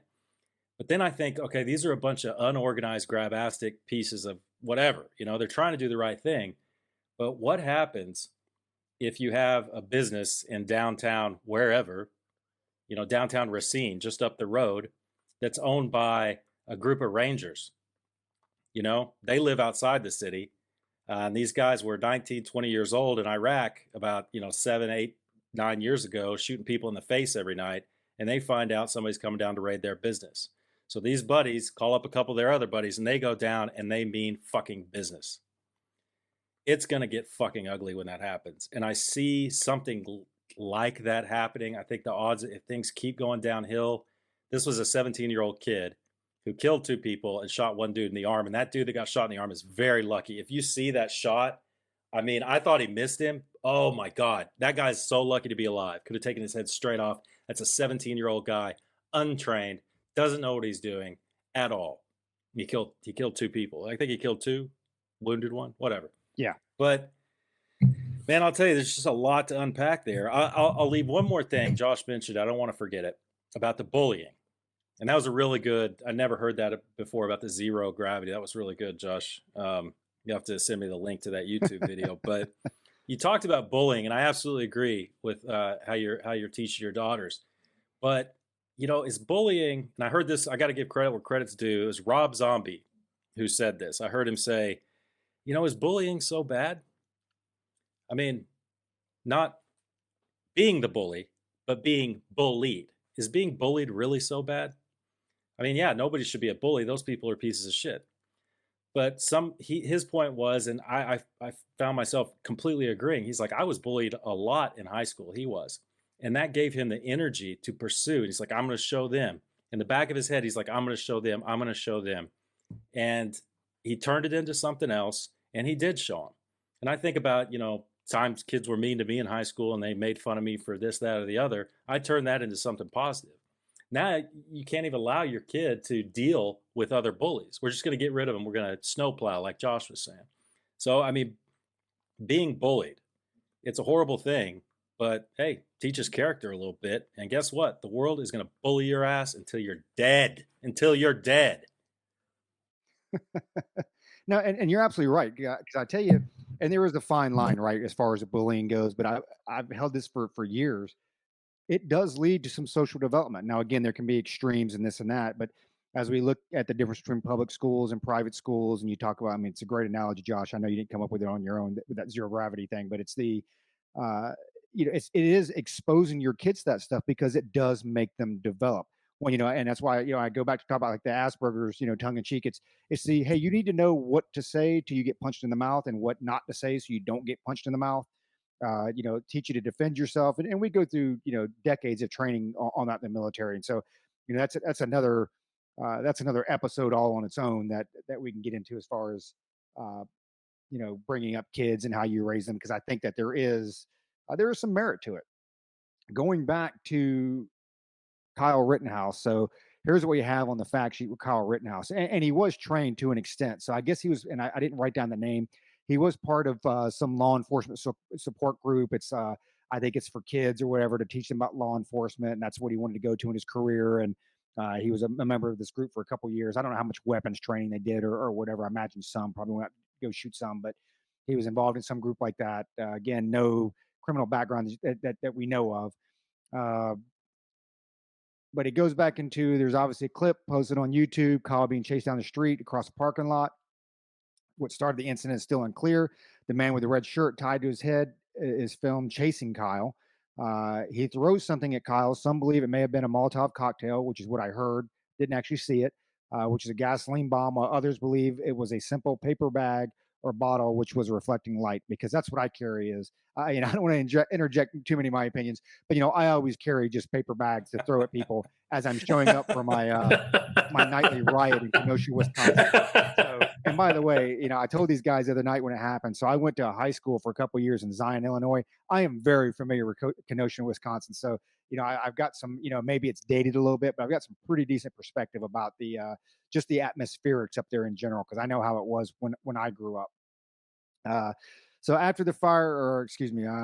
after firing the man, Kyle is seen standing by him and calling what seems to be the medic until some people start running after him. So he, something happens there. There's a shooting. Then he leaves and people are chasing him still. All right. Kyle runs and trips. A man with a skateboard hits him, who then gets shot. Let's, again, don't bring a knife to a gunfight. I mean, the guy's got a long gun. He's already shot one person. I'm going to hit him in the head with a skateboard. I mean, are you fucking dumb? Another protester chasing him is pictured having a Glock, a semi-automatic pistol, which I think is one of the guys who had a felony offense, if I'm not mistaken. I don't know his name off the top of my head. Fortunately, his wounds were non-fatal. After carefully analyzing the video, Kyle seems to be restricting his shootings to people who attacked him first. The man with the Glock was reassessed and didn't have the rifle firing at him until he jumps Kyle. So, you also have this whole self-defense. And as we did with the Kyle Rittenhouse, as the Jacob Blake incident, I'll reserve a lot of my opinions, whether guilty or not, for the facts, wait for the facts to come out. But as I had my discussion this morning with my boy on this, he had the right to be there. My son said that, hey, well, you know what? He was just lacking common sense. And, he shouldn't have been there because they were protesting. And then I'm like, okay, so first of all, there were riots going on. When you go to whatever his reasoning for being there, maybe he was there to protect businesses, maybe he wasn't. And you can sit there and argue his common sense or, whatever the case is. It doesn't matter. He had the right to be there. That's the point. So now we're not just, appeasing the left or appeasing the protesters and then that go on and appeasing the rioters. Now we're restricting the rights of folks that legally have the right to be there. For all that I know. And I know one of you D-bags typed, I disagree. So, you can respond to it or whatever, but he has the right to be there. Now, again, you can question whether he should have been there. And I know, there's this quote that one of our guys has thrown out that from our formal training, that if you wouldn't go into a place unarmed, don't go there armed or whatever. Okay, again, it goes back to the common sense. There's a lot of things that you shouldn't do that maybe is legal to do or whatever. But, going to the law, he had the right to be there. And then if he's attacked, he has the right to defend himself. And then you go from that point, again, excessive force, how much force can he use? Deadly force, can he use that? Did he fear for his life? What have you? So I'll reserve a lot of my opinions on whether this was self-defense or not. But again, there seems to be a lot more that came out other than what the media initially reporting on Kyle, firing off a couple rounds and killing a couple people and wounding somebody. What's amazing is I think they've already charged him as an adult because he's 17 years old. And I was kind of surprised. It took a little bit for his name to come out. I was like, wow, they actually released his name with him being 17 years old. And then they charged him as an adult. And I'm not making excuses for this or not, because my son brought this up as well. I was like, well, he went home, he went back home to Antioch and turned himself in, the next day or whatever. And from what I read or what I saw was when he actually held his hands up to go turn himself in, the cops that passed him were part of the SWAT team and were actually responding to medical assistance at the time. So again, whether that's true, whether it's not true, I don't know. My assumption is they got a call. They're responding to, to save a life or try to save a life first. That's what they do. And then, you can have your own opinions on whether that, they should have arrested Kyle at the point or not. But so whoever was disagreeing, what's the disagreement on? So I typed that. Right. Okay. So did Kyle have the right to be standing on that street at that time? Absolutely. Right. Absolutely. However, if you look at in the state of Wisconsin, you being under the age of 18 years old cannot legally possess a long gun unless you are hunting, unless you're in the act of hunting. Right now, I mean, you could make the argument that old Kyle was there hunting, right, and he found the game he was looking for, right. I don't think you want to make that argument in court, right? That's not going to go very well. And also, so Kyle came from Illinois, correct? Yeah, Antioch. In the state of Illinois, the only way you can legally possess a firearm is if you have your FOID, your firearm possession, individual possession, whatever card or whatever the hell they call it, right, in the state of Illinois. So one, he wasn't allowed to possess. He did not have one because he's under the age of 18. He could not legally possess the gun to take it, put it in his vehicle, and transport it to Wisconsin, where he could also not legally possess that himself to Wisconsin. right? Or are you just making up facts again? Yeah. No, you're spot on. You're spot on. No, you're Okay. you're spot I don't on know with the how he Wisconsin got. piece, Okay. though. So that I don't know how he got it. Maybe he mailed it. Maybe he could have had a he buddy, mailed but it ahead of you're time spot and on with picked the it up from the Wisconsin post thing. office. He could have had a You're buddy spot on with this transporter time. for him, right? So, right, did he have the legal right to be standing in that street? Absolutely. Did he have the legal right to possess that firearm there? No, But he didn't. that's not what he's charged with, though. So he's charged with first-degree intentional homicide. I know and that's you're not what falling he's into the charged with. trap that all these people, well, he shouldn't have gotten with the gun. That's not what he's charged with. And everybody's following this. Well, he shouldn't have done this. I didn't say. Doesn't matter. He'll get charged with what you're talking about. I haven't even got to the self-defense part. I haven't even. Just trying to calm you down, to the self-defense part yet. In the face, man.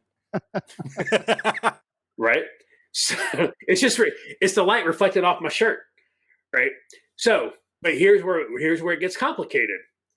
Everybody has the inherent right to self-defense. So, and that's the complicated part is he had the legal right to be there. He had the legal right to self-defense when the angry bald guy with the red shirt who, the videos prior leading up to that was like, shoot me, going around antagonizing people. And then when he threw something which absolutely, man, once you start throwing bottles, whether it be an empty bottle, whether it be your empty bottle of Boulay Rye that you're done with, and now you're all emotional and you're throwing the shit at me, Luke, or whether it be a bottle full of gas, I have a right to defend myself at that point, right? And then the guy who tried to hit him in the head with a skateboard, bro, why are you trying to hit the dude with a rifle who just shot somebody in the head with a skateboard? Like, that skateboard's not going to help you. That skateboard's not going to help you. And then the dude, who, and you see the pictures are very clear. The last guy who got shot in the right bicep, dude had a gun in his hand. He pointed his gun at this kid, and you got shot, man. Like, if you're going to point a gun at somebody, never point a gun at somebody unless you were willing to pull that trigger. And as soon as he pointed that gun at Kyle Rittenhouse, he should have shot him, right? I don't know what This ain't Call of Duty. You don't get to respawn. You're not, just like scoping, looking at the environment, trying to find that dude, running through the war zone. You don't have Sergeant Major Roger reminded you to put your plates in. Now, by the way, real quick. Right. Yeah. You don't. So now the Milwaukee Journal is saying that Kyle was part of a militia. So that's something that's come out within the last 3 or 4 hours. Yeah. This poor kid, again, I question his judgment, obviously, right? Because I go with the whole, the Kelly McCann quote that somebody posted earlier today was like, if you're not going to go there unarmed, don't go there armed. And what that, by that means, like, hey man, I'm not going to go into West Baltimore unarmed. I'm damn sure not going to go in there with a weapon because it's just going to escalate from there. And something bad's going to happen. And you know what? I don't need to be there. There's no good reason for me to be there. You're 17 years old, man. You don't need to be in the middle of a riot. You just don't. I'm sorry, like you don't. Like he made a poor decision. Did he have the right to make that poor decision? Absolutely. But it's just, and again, man, I wonder if his parents knew where he was at. I'm not blaming his parents, but I wonder if his parents knew where he was at. My parents didn't always know where I was at when I was 17. Dude, well, I know because I go park my car at the movie theater and then I'd hop in my friend's car and leave. That way, if my parents drove past the movie theater, they're like, "Oh, his car's here. He's here." Listening, well, plus right? in that area, Come on, it man. wasn't uncommon. Hey. It wasn't uncommon, especially when I was a kid. Those towns are pretty close, and it wasn't uncommon. We used to go to Kenosha, play basketball or whatever, and a lot of those towns, it's like you said, at that age, if he's got access to his car, is 17. So it's not like.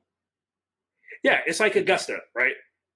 You could be, drive to North Augusta and you're in South Carolina. When just drive across the river from other states, across the country to do this. That's fairly common. Can I read an excerpt? Yeah. Can I read an excerpt real quick? I want to educate the cantineers. Yeah, let's go ahead. There. This is the Second Amendment, according to Josh. A well-regulated militia being necessary to the security of a free state, the right of the people to keep and bear arms shall not be infringed unless you cross state lines, and you're not allowed to own one when you're 17, but you are in this state, but you're not in that state. So, and you have the right to, you shouldn't because state lines. So that's the Second Amendment according to Josh.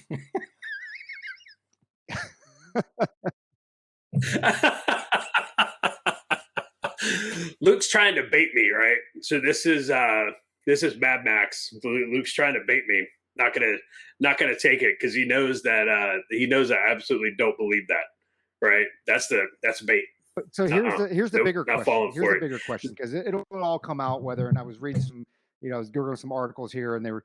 I saw actually you joked about it, but one of the attorneys is saying that Kyle could actually be accepted under the law, to carry a weapon. And again, not that he looked that up before he went up there.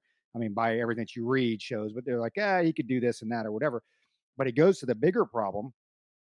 Kyle is only one person, and Luke said this before. I mean, at what point are people just fucking fed up? At what point? And again, it depends on where you're at. So out here, we don't see it a whole lot, thank God. But if you live in DC, I've got buddies that live up in the Seattle area. We got folks that live out in DC. We've got some buddies that live out in New York. And when you get to where I can't go out at night, I can't go out and eat, I can't take my kids out, I can't take my family out, I'm scared that I'm going to get robbed. By the way, I live in a city that I can't carry a concealed weapon. I'm worried for my life. I'm worried for my family's life. Once the sun goes down, I have to lock myself in.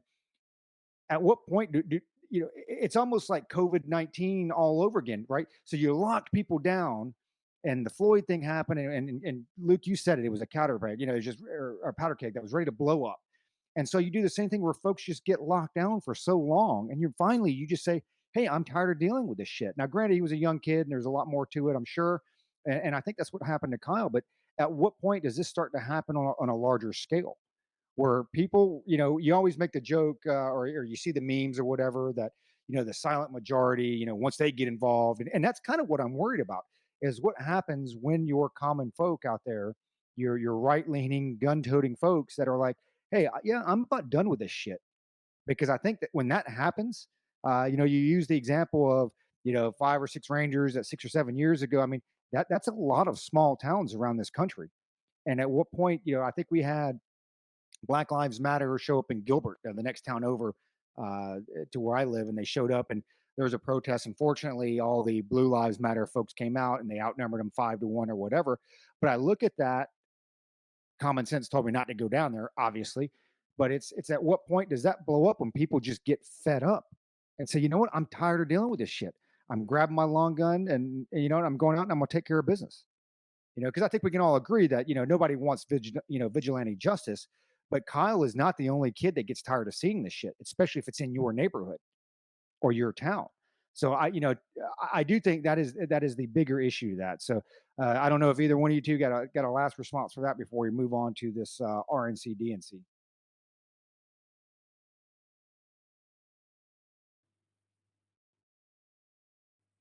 What it's gonna turn into could turn into. First of all, yeah, the silent majority. I don't know, man. If you look back at all the movements over the years, the Nazi Party, communists in China, Soviet Union, most people just went along their daily lives to say, I want to live and I just want to, whatever. But you know what? Americans, that is the majority of the Americans. I think Americans will put up with a lot of shit until they don't have air conditioning and cable TV and their cell phone. But Americans also, this is what I try to explain to Europeans when they ask me about all the violence in the U.S. and, why does everybody have to have a gun? It's like, dude, because we're fucking high octane, man. From the very beginning, we are a violent people. It's just always been that way. And, we're just got a different mentality. Now, having said that about the, silent majority, there are a lot of people, veterans who are, I get you with Kyle, how he was trained. And I'll give you that. When I was saying trained, I mean like, CQB, small unit tactics, things like that. That's what I meant when I was saying 17 years old, not trained. He knew how to handle a weapon, but man, it's going to come down to something like this. Josh, Luke, and Roger someday are close enough to live in the same neighborhood, and we're like, okay, it's time to go out.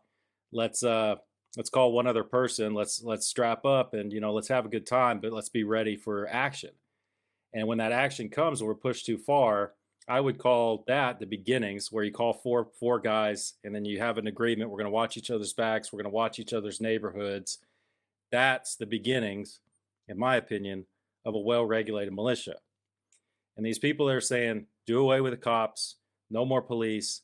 This is exactly what you fucking get in the beginning is, 17-year-olds going out and shooting people because they're trying to protect businesses and whatever. I don't know what he was doing. But what it's going to turn into is people being more regulated with it, I think. At least people like us and a lot of the 4 listeners we have. I think you kind of, Josh and I talk a lot about what a well-regulated militia means. And I go down the road of what I just kind of explained. It's almost like a neighborhood watch on ultimate steroids and crack, and, that's where we get into, should I be able to own a saw, to protect my neighborhood? Fuck Because yeah. again, I don't know if you, like I said, I don't know if you guys have ever been mobbed, by more people than you could possibly handle. And these guys beat me. They could have beat me within an inch of my life. Luckily, some people stepped in and they just mobbed me for no reason, man. And that changed my whole outlook on the mob mentality. And I look at these mobs of people and I'm like, that's great to have a long gun in my house. But man, dude, if that mob is a real one and it really gets going, they're going to overrun you, man. They're going to overrun you. So it's like, well, how do I set up claymores around my house? Well, that's not the answer. The answer is either move out in the middle of nowhere or have a militia, have a neighborhood watch. Everybody's got each other's backs. And when they're moving out into the suburbs, like we talked about last week, man, I don't see it going well unless things change. And maybe it'll change with this election. That'll be something we can talk about. They just had the RNC, and I know Roger and Josh are chomping at the bit to talk about that. So no, actually, it's funny you were talking about the neighborhoods because we had that case here in my neighborhood a couple months ago when the Black Lives Matter, riots all started and this and that. And we got we had some social media intelligence that they were coming here and there was going to be 200 or 250 of them. And that's what happened at the end of my street is several of us, again, I'm not patrolling the neighborhood. I'm looking at protecting my house. And fortunately, we're neighbors. But yeah, man, I brought up my AR-15, made sure that my Glock was locked and loaded because I'm going to defend and protect myself. I think the difference there is I'm not going out and looking for trouble. I'm not going to go down to try to protect the target downtown Queen Creek. We did it in our neighborhood to protect my house in case these folks come to my house or my neighbor's house or whatever. So yeah, I think you're spot on with that. Moving on to the RNC DNC. So tonight's the last night of the RNC.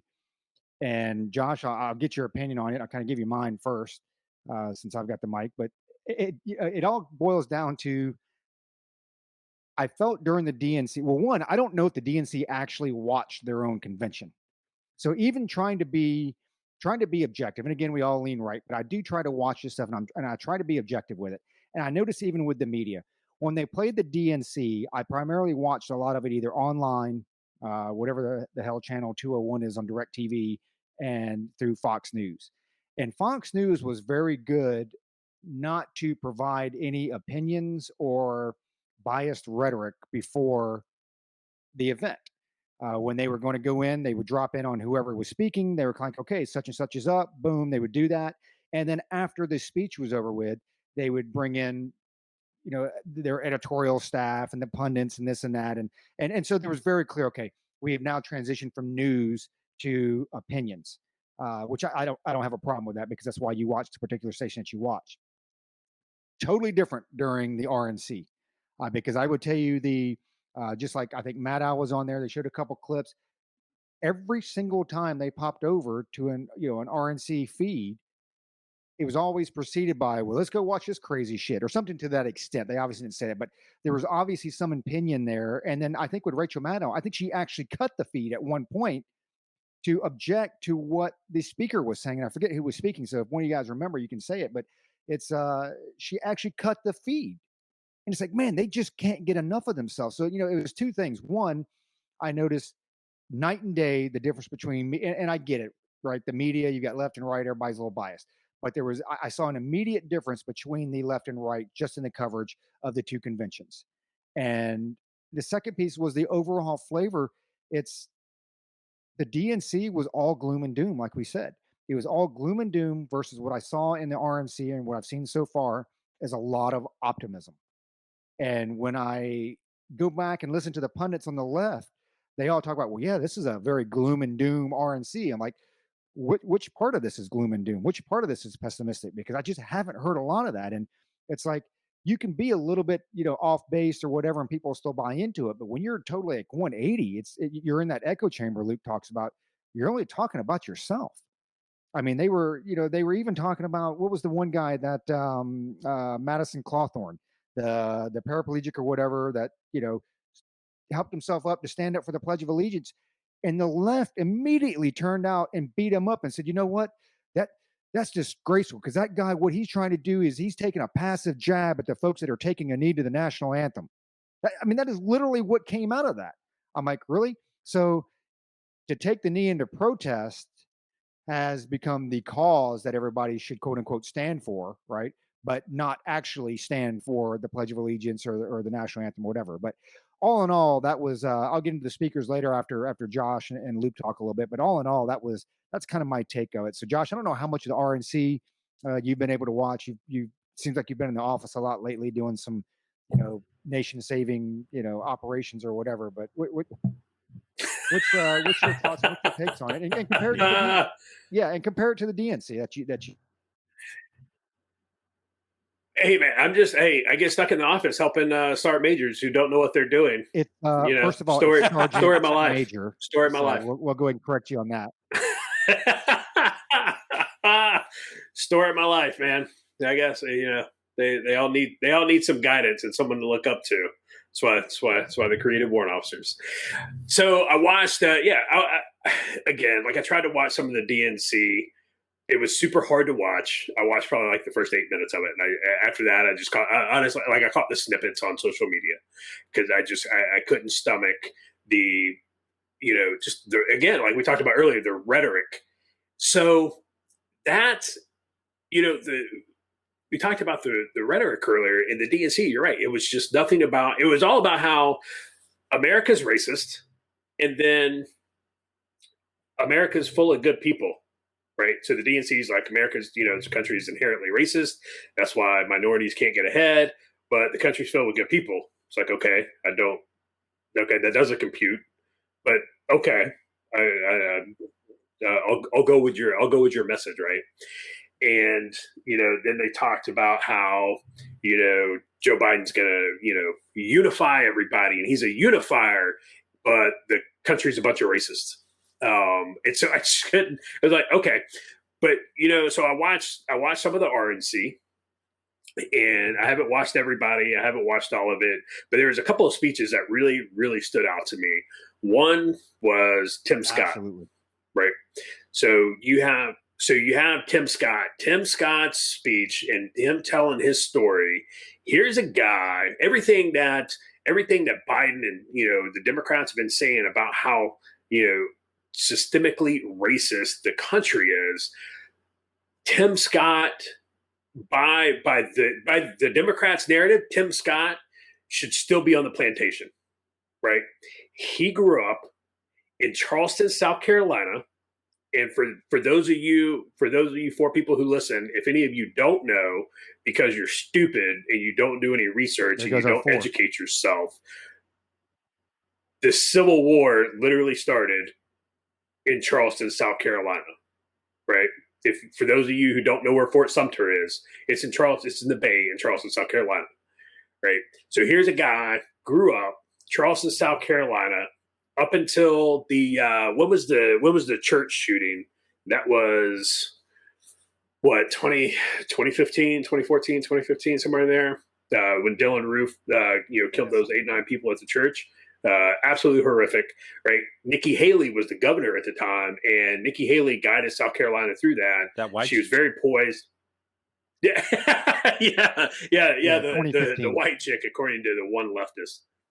Okay, yeah. So Nikki Haley, very poised, ordered the South Carolina flag changed, ordered the Confederate battle flag taken off of it. Tim Scott grew up in a 2-bedroom home with his mom and his brother sharing a room and his grandparents living in the other room. Tim Scott barely passed the 9th grade, right? He was, in his speech, he talked about how he was failing social studies, he was failing civics and everything. And then he makes a comment. He's like, there's a lot of people in Congress that also failed civics, which that was pretty good. And so by all accounts, he should not have succeeded. He should not. And he damn sure shouldn't have succeeded growing up in South Carolina, right? But he was voted into the House of Representatives, into Congress, in a majority white district, running against one of Strom Thurmond's descendants. Like, think about that. Think about how a black guy won a congressional seat running against one of Strom Thurmond's descendants in Charleston, South Carolina. By all accounts, and by the left's account, that should never have happened. Why? Because the country is inherently racist, and minorities just can't get ahead. And the way he stood up there and he was like, I'm living my mom's American dream. He's like, it's not my American dream. It's my mom's American dream. I thought was probably one of the most powerful speeches of the RNC. Like, it was truly. From cotton to Congress. What's that? The RNC so far. Yeah, from cotton to Congress. And it was just, it was absolutely amazing. And it was like, you know what?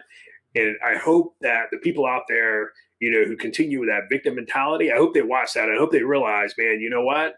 I don't have to become a victim of my own environment, And we all know a guy. We were in Maryland with a guy, grew up in South Side of Chicago, and by all accounts, he should never have succeeded, right? But he chose not to become a victim of his environment, right? And when people you get on that whole systemic racism, institutional racism, I'll tell you right now that shit's a myth. Does racism exist? Absolutely, but it exists on all sides. You tell me that the United States is inherently racist? I don't believe that. Are we more racist than we were in the 1960s? How did that happen? It does it. But you look at in the RNC speeches, they were all about, they were all about America. They were all about values. They were all about how great this country is. Do we have room to grow? Absolutely. Right. But are we still the best thing going, the best thing out there? Absolutely. Right. And that's the message that you get, and then the other speech, Nick Salmon, he came out and he talked about how the media, we were talking, you guys were talking earlier about, being, found guilty and convicted in the court of public opinion. Right. When that thing first came out, it was automatically, it was like, there's more to this. There's more to this. Right. You come find out, yep, Nathan Phillips is a professional agitator. He's a professional demonstrator. This guy got in the face of a 16-year-old kid, and everybody was blaming the kid who just stood there and just gave him a smirk, right? Let's not hold the 40-something-year-old man to a higher standard. Let's berate the kid for how he acted. And when he put on the MAGA hat at the end, I lost it, dude. I was rolling. I was absolutely rolling. And the best part was CNN carried it. CNN carried his whole speech. It was like, dude, CNN just paid you. Like, that was probably the highest paid speech the CNN's ever paid for, right? And they carried it. And that was really good. Nikki Haley was really good. I watched a couple of others. I watched what the guy you talked about, him standing up for the Pledge of Allegiance. He's actually running for Congress over here in Western North Carolina. We should totally message that dude and try and get him on here. He'll probably ignore us like all the other people have. Looking at you, Catalina Loft. You continue to ignore us. I'll start calling people out. You don't want to come on the cup. It's okay. People are scared. People are scared of us. They don't want to come on the cup because they know we have facts, and facts don't care about their fragile ass feelings. So, but I think and you look at the quality. I just think even the quality. You look at the DNC speeches. They look like they were produced by Cochise Community College. Somebody, on their old fucking Commodore 64 putting that shit together with Microsoft Paint. The RNC, like, people actually, like, they have professional Hollywood level people edit those things and put those things together. They look legit. I'm excited for tonight to see how it goes. I would love to see Trump, do a tandem jump with the Golden Knights into his speech. It's not going to happen, man, but I love it. Dude, that was. Dude, they were busted on the Marines. They're like, oh my God, I can't believe, the Marines. Like, one, that's their place of duty, right? That the Marines actually have official duties at the White House. Again, for those idiots who don't know that, Remember, those are the same Marines that held Obama's umbrella, while he gave a speech in the Rose Garden, so he didn't get wet. Same Marines. So yeah, I think it's been night and day. I would like to see them end on with some energy. A lot of people also have been, some of the independents reading some of the polls and stuff. They have taken a look. They've seen the RNC and they're like, hey, there's actually a message of hope here. There's actually a message of riots have to stop. Like, we can't keep burning down the country, and we have to open shit back up, man. Like, the country's hurting. Small businesses here in North Carolina, like almost 30% of small businesses are permanently closed here in North Carolina. And people are to the point now, they're like, fuck it, I'm opening it up, and I don't care what you say. You can come by and give me a citation if you want to. Most of the county sheriffs have already said, like, we're not enforcing anything, like, not doing it. But a lot of people, it's like, hey, man, it can't continue. It can't continue. And again, the majority of people don't give a shit who's in the White House, as long as their 401k is not a 201k, right? The majority of people are like, man, I want to be able to send my kid to soccer practice. I want to be able to give my kid piano lessons. I want to be able to, do some of these extracurricular things. And I can't do that with everything fucking shut down. So I've enjoyed it so far. I think the RNC's gone really well.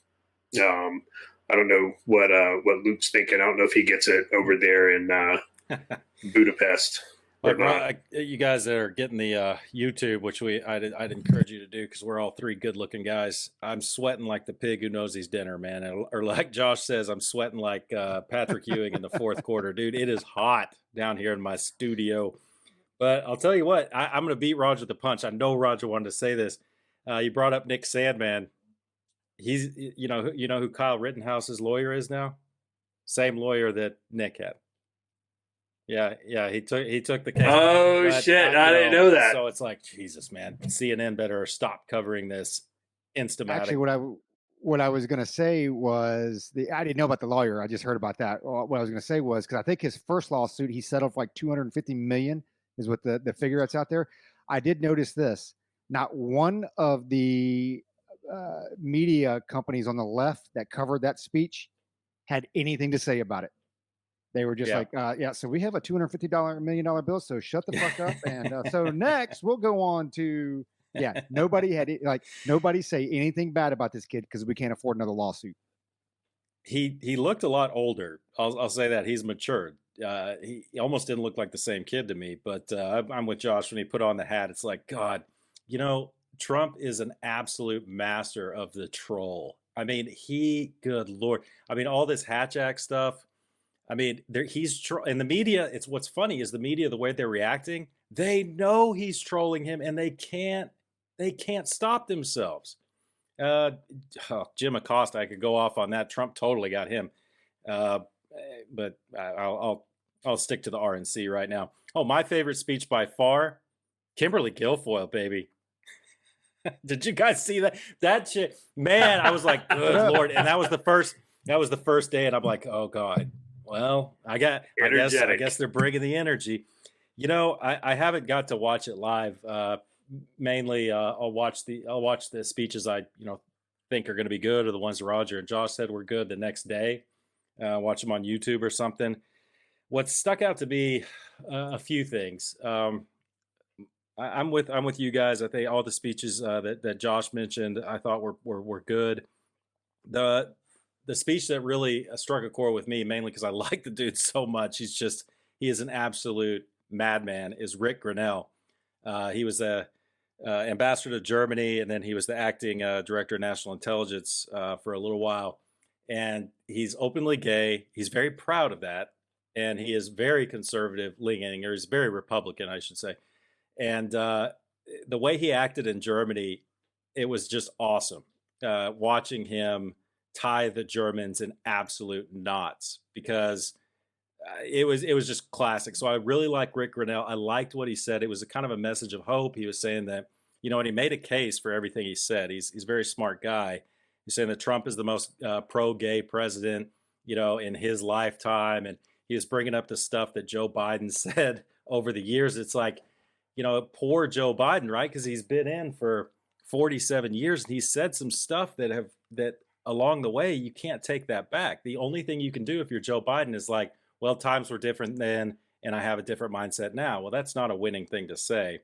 I digress. One of the things I've noticed is, and I'll relate this to some of the stuff we were saying about the hate and the cognitive dissonance on the left, is this has been a very diverse group of speakers, group of representatives. You got Rick Grinnell, openly gay, acting DNI, ambassador, Tim Scott, Kim Klacik. Now let's just, Herschel Walker. Let's take Kim Klacik and Herschel Walker. No. Let's take Kim Klacik. The cognitive dissonance on the left is when they hear or see Kim Klacik, they're like, well, that's a sellout. You see the word Uncle Tom bandied about quite a bit, and not just with her. And they're saying, well, the Republicans are taking advantage of her because, they want to put her up front, and she just wants her time in the spotlight. Let me tell you something about Kim Klacik. If that was the case, if she wanted her time in the spotlight, she'd run for Democrat because she would probably win. She would definitely win. She's intelligent. She's pretty. She's got some good points, and that's enough to win in that district she's running in. She's not going to win the ticket. She's not going to win that. She's running for nomination. She's not going to win, not in a D+ whatever district that is. I believe that these people are, all of them, Rick Grinnell, Tim Scott, Kim Klacik, Herschel Walker, they believe what they're saying. They see what Josh was laying out. They believe in it because it's really the case. It's a fact. But the cognitive dissonance on the left is all like, they're sellouts. They don't mean what they're saying. And this brings me to a point of, voting is a great thing because I think we all three would agree that people are stupid, right? People are stupid, but a person is smart. Okay, I really do agree with that. People, you get them all together, they're freaking stupid. But one person, when they enter that voting booth, when they watch these conventions or pay attention to it, the one person is smart, and that one person is the one that's going to go into the voting booth and push the button. So the left can say all they want about Uncle Tom's and a tool of the right, but I'm telling you, what's the more diverse party right now? Sure, there's two white guys, Trump, who's an outsider, so I'll give him a pass. Trump and Pence. Two white guys, I'll give him that. But the party of diversity is running an old white guy. And look at who was in the primary. You had plenty to choose from, but you chose the oldest white dude you could find. And number two was Bernie. So it's like, okay, come on. Eventually, people are persons, the individual persons are going to start seeing this, be like, that those Republicans, they sure do look more diverse than the side I've been voting for. But anyway. The speech I listened to tonight before the podcast was Mike Pence, and poor Mike Pence. I think he's a better candidate in the '80s for like president if Ronald Reagan wasn't around. Because I look at that and I'm like, man, that's what a Republican speech used to sound like. And this is where my right-leaning tendencies and my flag-waving tendencies come out. And this is the difference between the DNC and the RNC for me. And perhaps it's my bias, but I see a lot of pride in the U.S. and a lot of hope from the speeches in the RNC. And I don't see that in the DNC. I don't see a lot of pride. I don't see a lot of patriotism. I just see a lot of, well, we're in bad shape right now, and we've got a lot of improvement to do, and we've got some lessons to learn, and we really got to identify, and Trump isn't the one. It's just negative. It's not a hopeful message. And regardless of what people think about Trump, if you just read the words, it's a very hopeful message. And that's what I guess resounds with me with the RNC more than the DNC. I don't know if the DNC could ever put up a ticket. I'd love, what's her name? The girl that Roger hates, Tulsi Gabbard and Andrew Yang or something. I would actually listen to what they had to say because it's different than all this other bullshit. So I would like to see a DNC where it's like, I want to watch this, not just so I can comment on it in Culper's Canteen Cup, but maybe they'll say something I haven't thought about before. I don't see anything new from the DNC. It's tired, it's worn out, and I'm starting to think they do not give a shit if they lose. They don't care, man. Because it's like they're not even trying right now. Roger? No, absolutely. And kind of give you a rundown of the speakers, and even with just name recognition, because I wasn't overly impressed with the speakers during the DNC. You're bringing back people like Hillary Clinton, and we went down that whole list. It was very boring. But a couple of the highlights of the speakers from night one and all the way through night four that's scheduled. So you had Senator Tim Scott. Again, fantastic speech. Josh hit it on the head, from Cotton to Congress, probably one of the best speeches. And I tell you what, to have that on night one, I thought was fantastic. Nikki Haley's speech was good. Mark and Patricia McCloskey were good because I think they were defense attorneys. I think they were Democrats or voted Democrat. So I thought that was pretty powerful with, and somebody can correct me if I'm wrong there, but it's kind of like, hey, we were folks that maybe a little bit to the left, but hey, all of a sudden, if my stuff's being robbed, I'm a big 2A fan now, and it shows you how fast you can convert when your rights are being infringed upon. Andrew Pollock's speech was good. Donald Trump's Jr.'s speech was good. Next night, Melania Trump, Mike Pompeo, which of course everybody's giving him a lot of shit, right? Man, he did this from. See, here's what kills me. So they have a problem and they keep bringing up the Hatch Act and this and that. I vaguely remember because the internet was around last week when from Samoa they had two soldiers standing there in their uniforms, standing at the position of attention while the delegate was voting for Joe Biden. That happened last week, right? Yes, it did. Funny because they just glossed over that. So, whatever. But you had Rand Paul. I thought he gave a great speech. Fantastic speech here. The Kentucky AG, Daniel Cameron. If you haven't watched that, watch his speech. Fantastic. Yeah, that was a good one. Pam Bondi did pretty well. Abby Johnson, right? Former, I don't know if she was a branch manager and I got to look at Luke's stupid ass cat here, knowing I'm not a cat person. But Abby Johnson was a former either director or whatever, Planned Parenthood. I thought what was very telling on that was talking about the award process and the fact that they had quotas for abortions. I tell you what, you know what, I go back to the Clinton years, and I forget what the exact, what his exact quote was, but you know, abortion should be rare but available, or whatever that term is, right? You should be able to get it, but it shouldn't happen very often. And again, you've got folks on the very left that are like, hey, we can do it all up to the minute, and folks on the right and everybody in between. But I believe that the majority of the folks, that if you sit there and you're like, hey, we're not talking about police officers, we're talking about Planned Parenthood having a quota for abortions. Let that sink in for a minute. Like I actually couldn't believe that and had to go back and replay it. Eric Trump, good speech. Mike Pence, you hit it on the head. He is a classic 80s politician, 80s GOP, and I think that's part of his role there, is that nostalgia. Hey, man, I'm a Reagan guy. I'm, 80s politics. He kind of brings that, and he brings that vibe. Same thing with Karen Pence. And then I think when you go to Crenshaw, Grinnell's was really good. And then for tonight, obviously, the Don's going to speak. Ben Carson's going to speak. Love hearing that guy speak. Mitch McConnell, he's a little low energy. Tom Cotton's going to be there. Good speaker. Kevin McCarthy, good speaker. Ivanka, very good speaker. Giuliani, not a huge Giuliani fan. Did a great job in New York. Not a big fan after that. And then Dana White is going to speak. So that should be pretty fun. So I agree with Josh. When you look at the production value, it's kind of crazy because doesn't the left have all the Hollywood elites? I mean, like really, like Quentin Tarantino, or I don't know if he's left or right or where the fuck he is, but I mean, with all these, media, Hollywood elites, like they should have had some, Battlestar Galactica stuff coming out and like just, dude, I mean, I think we actually have better video quality on Culper's Canteen Cup with Riverside FM and the platform that we use than some of the videos that than some of the videos that were used during the DNC. And definitely the live factor makes a huge difference.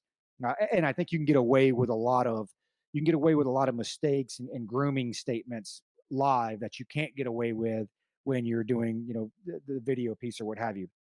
A couple of things though that I kind of take away a little bit from just specifically the RNC and DNC, and then we can kick it to Josh and Luke for their final thoughts and closeouts. Here's a couple things that folks, and this skirted by me. I didn't pay attention until a couple of days ago. I saw it on Forbes. You realize like the Biden campaign is getting rid of the 401ks. They are attempting to get rid of the 401k. And I'm going to tell you this, dude, this is some 1984 shit here.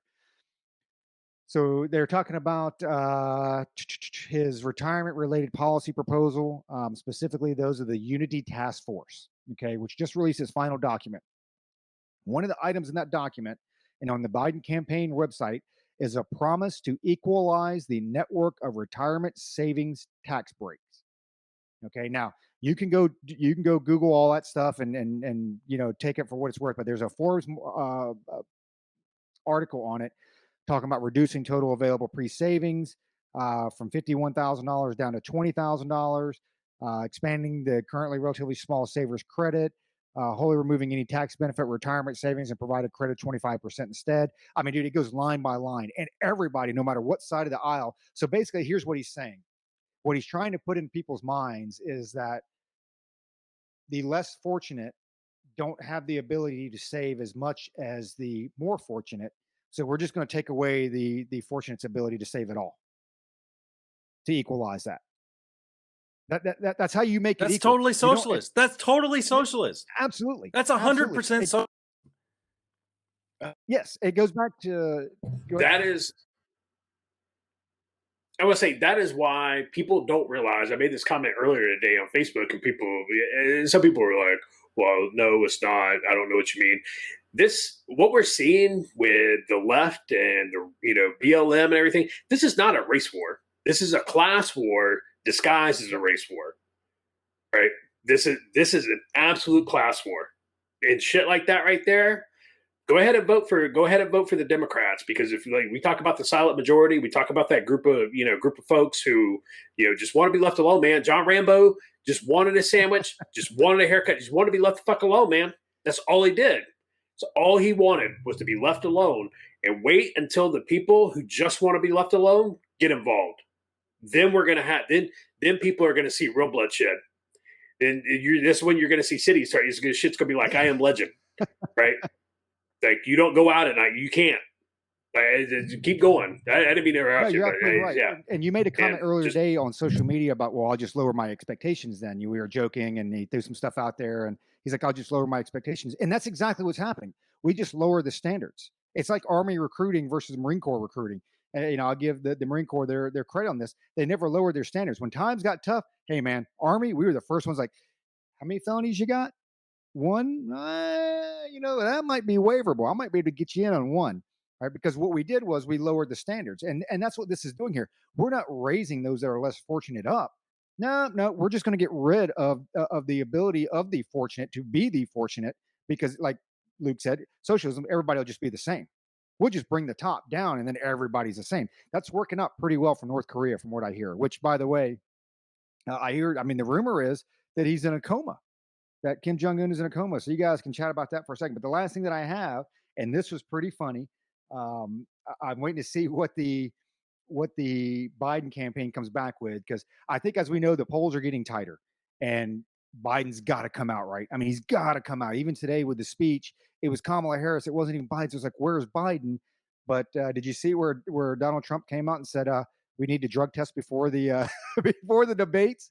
Now, you listeners out there, both of you have heard us talk about 4D chess for several weeks now, over several episodes, and this is one of those things. It's like, I don't know why it's hard to understand the strategery of Donald Trump, where it's like, dude, let me throw out some wazoo shit, because they, like Luke said, they can't help themselves.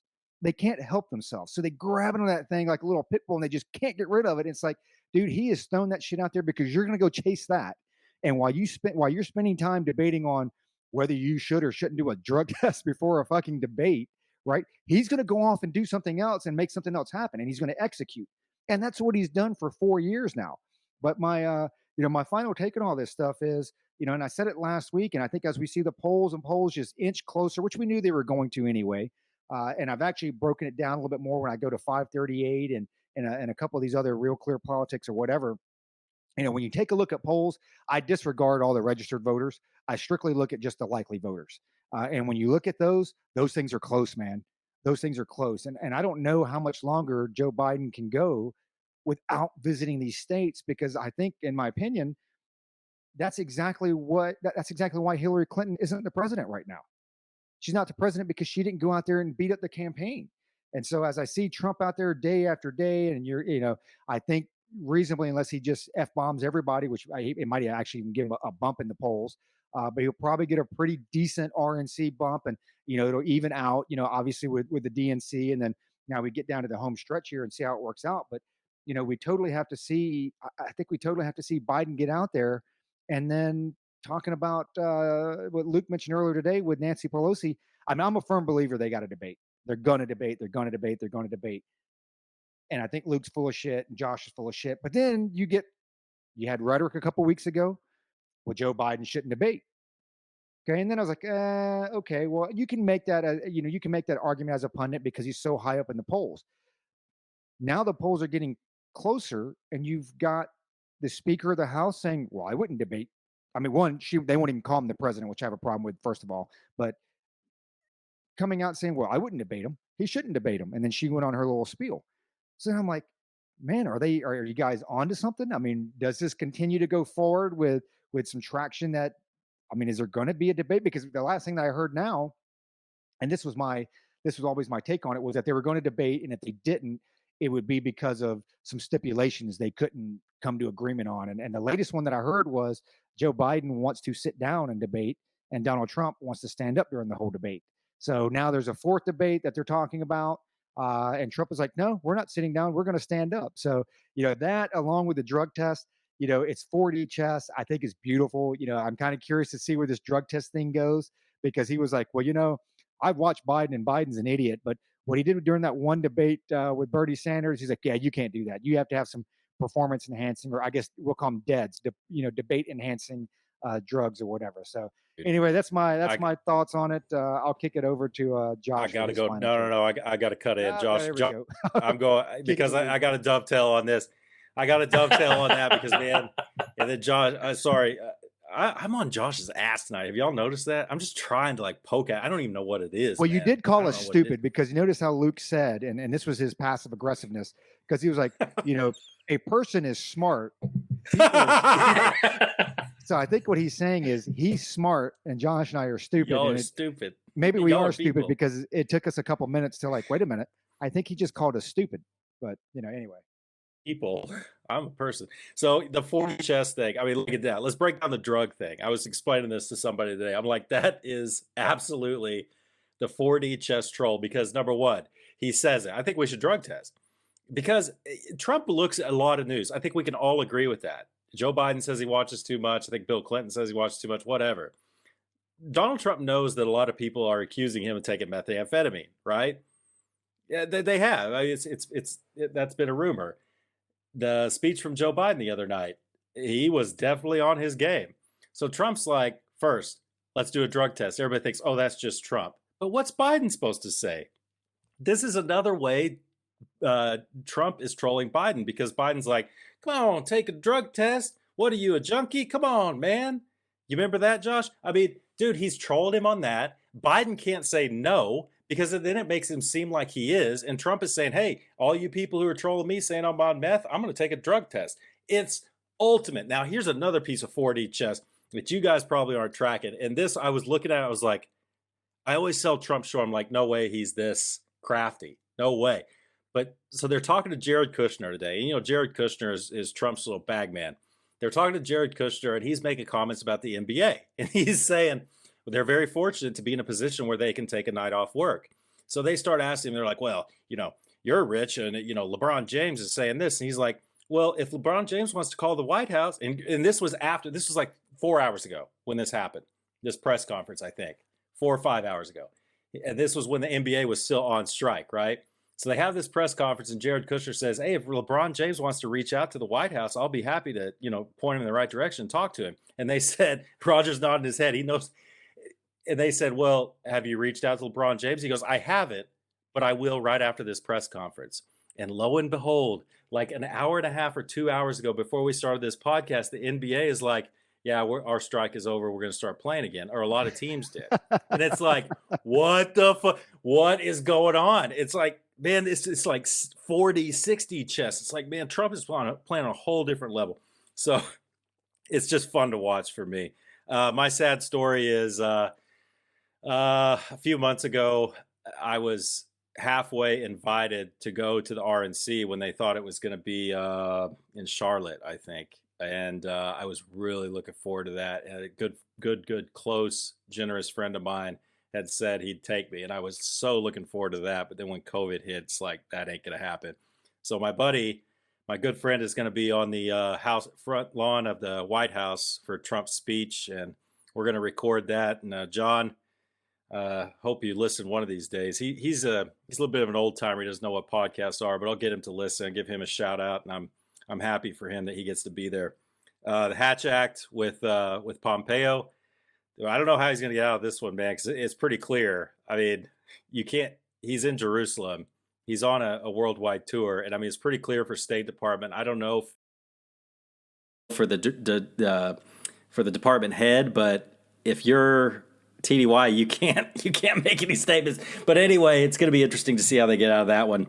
I hear you, Roger, with the social is the 401k. That's the first I've heard of that. Thanks for tracking that. And you got to distribute that misery equally. I don't know. I think it's going to be a fun election season. I'm predicting blowout right now. I'm predicting no debates. I hope I'm wrong on that. I hope Roger is right for once. I hope he's right. Predicting no debates, though. I see it coming. And we'll talk more in the future. What do you think, Josh? Yeah, on the debate, we said it a couple months ago that there is no way in hell that DNC is going to allow Joe Biden to get on a debate stage with Donald Trump. It's not going to happen. They would literally, police would literally have to come in and arrest Donald Trump for elderly abuse, because that's what it would turn into. Because Donald Trump would get under Joe Biden's skin in about 30 seconds, and Joe Biden would get fired up like he does. We've all seen the town halls, the town hall where he called the guy a fat ass, the town hall when he told the guy, I don't work for you, you're full of shit, right? Because people asked Joe Biden, not off the wall questions, but they called him to task on some of the shit he said, right? When, Joe Biden's like, you don't need an AR. You don't need to go buy yourself a shotgun, man. That's what the guy, the factory in Michigan where that was asked him, or Pennsylvania one. And, Joe Biden got in his face like, no, you're full of shit. That's not what I said. He fired off on him, right? Not something you would expect from someone who is supposed to, an elected official, a former vice president of the United States. You expect those people to carry themselves very well, very professionally, not like us here on, the Cup. But, and then Joe Biden fat shamed that guy. He was like, fat ass, and people were like, well, he didn't actually say ass. It was like, he said fat ass. Like, we all know what he was going to say. We all know what he was going to say. Don't act like you're brand new here. Right. And so Trump would get under his skin in about 30 seconds. Joe Biden would get fired up, and then he would turn into a babbling mess. Right. He would be like, so you got 1.5 billion and you're at the grocery store stacking the spaghetti sauce. Right. I mean, he would just completely lose his shit. And, we got some, we got some stuff coming up for you guys. Luke's been putting it together on Biden. I don't want to steal too much of the thunder, but just stay tuned for that. But there's no way the DNC is going to allow Joe Biden to get on a debate stage live with Donald Trump. Not going to happen. The closest thing I think we will come to a debate is literally them airing a campaign ad and Joe going through, all right, here's where I stand on the issues, and that's it. There is no way they allow Joe Biden to debate Donald Trump live. They're not going to happen. Absolutely not going to happen. I hope I'm wrong, because I want to see it happen. But you take a look at those polls. Joe Biden has to debate. He has to debate. He cannot get away he could not win this election without debating, unless there is some thermonuclear meltdown, right, in the White House. Like, he cannot get away from this debate without debating. It's been 600 something days since Joe Biden's been to Wisconsin. Donald Trump was there 3 times in the last couple of weeks, right? And like you said it, Hillary Clinton made that same mistake. You cannot win those states if you don't go there. Those states already feel left out. They feel marginalized, right? And people are like, okay, fine, go ahead and roll those dice again. It did not work out well for Hillary Clinton in 2016. It will not work out well for Joe Biden in 2020. And the last thing I'll say before I turn it over to Roger, going back to Kenosha. So the first guy, the bald-headed guy in the red shirt, that, allegedly Kyle Rittenhouse shot first. So come to find out, that dude is a convicted pedophile, right? Now, in my mind, that justifies death. For me, that justifies death, right? You're a convicted pedophile. So I'm going to say that Kyle Rittenhouse did everybody a favor.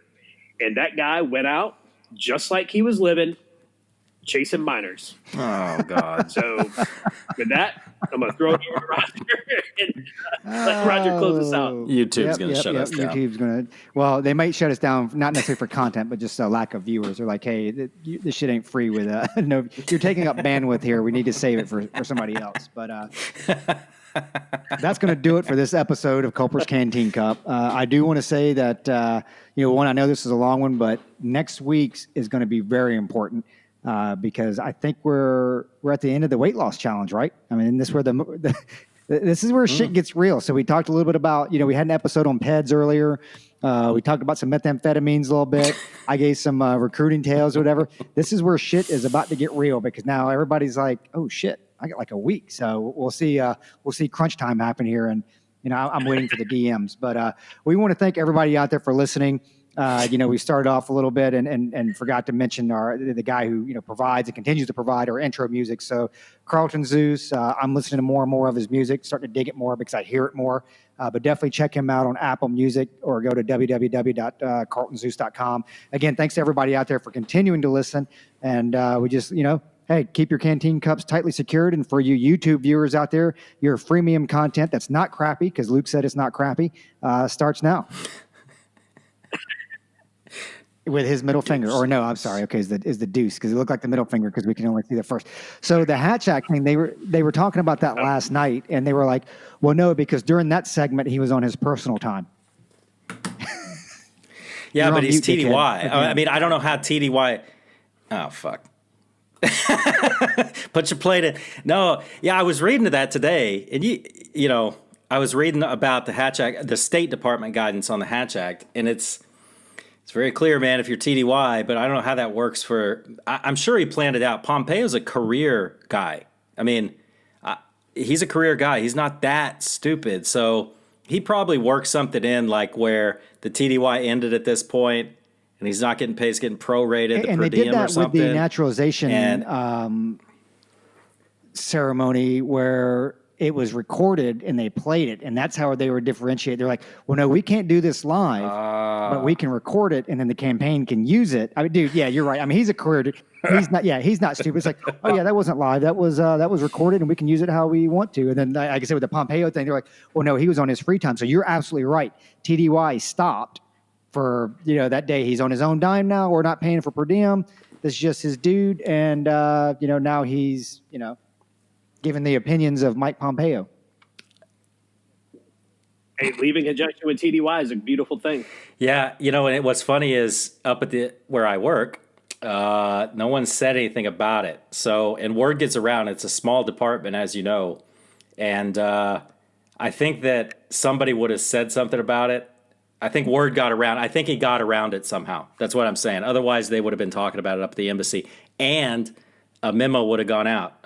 Cable. Just reminding a reminder everyone that you about cannot Hatchet, go nothing happened. unless so you're the California National Guard and you want to take a knee to support Black Lives Matter. You can do that, or if you're the two soldiers from the Isle of Samoa and you want to stand in uniform at the position of attention back there, you can do that. But you have to remember it has to be a leftist cause. So that's what the memo is going to be. It's you can't do it for the right. And they were both specialists. You notice how they. You notice how they just throw the specialists under the bus, man? It's like, because any sergeant major or warrant officer would been like, you can go fuck yourself. Or like, yeah, I'll be back there. And, yeah. And as I'm on that live video, I'm like,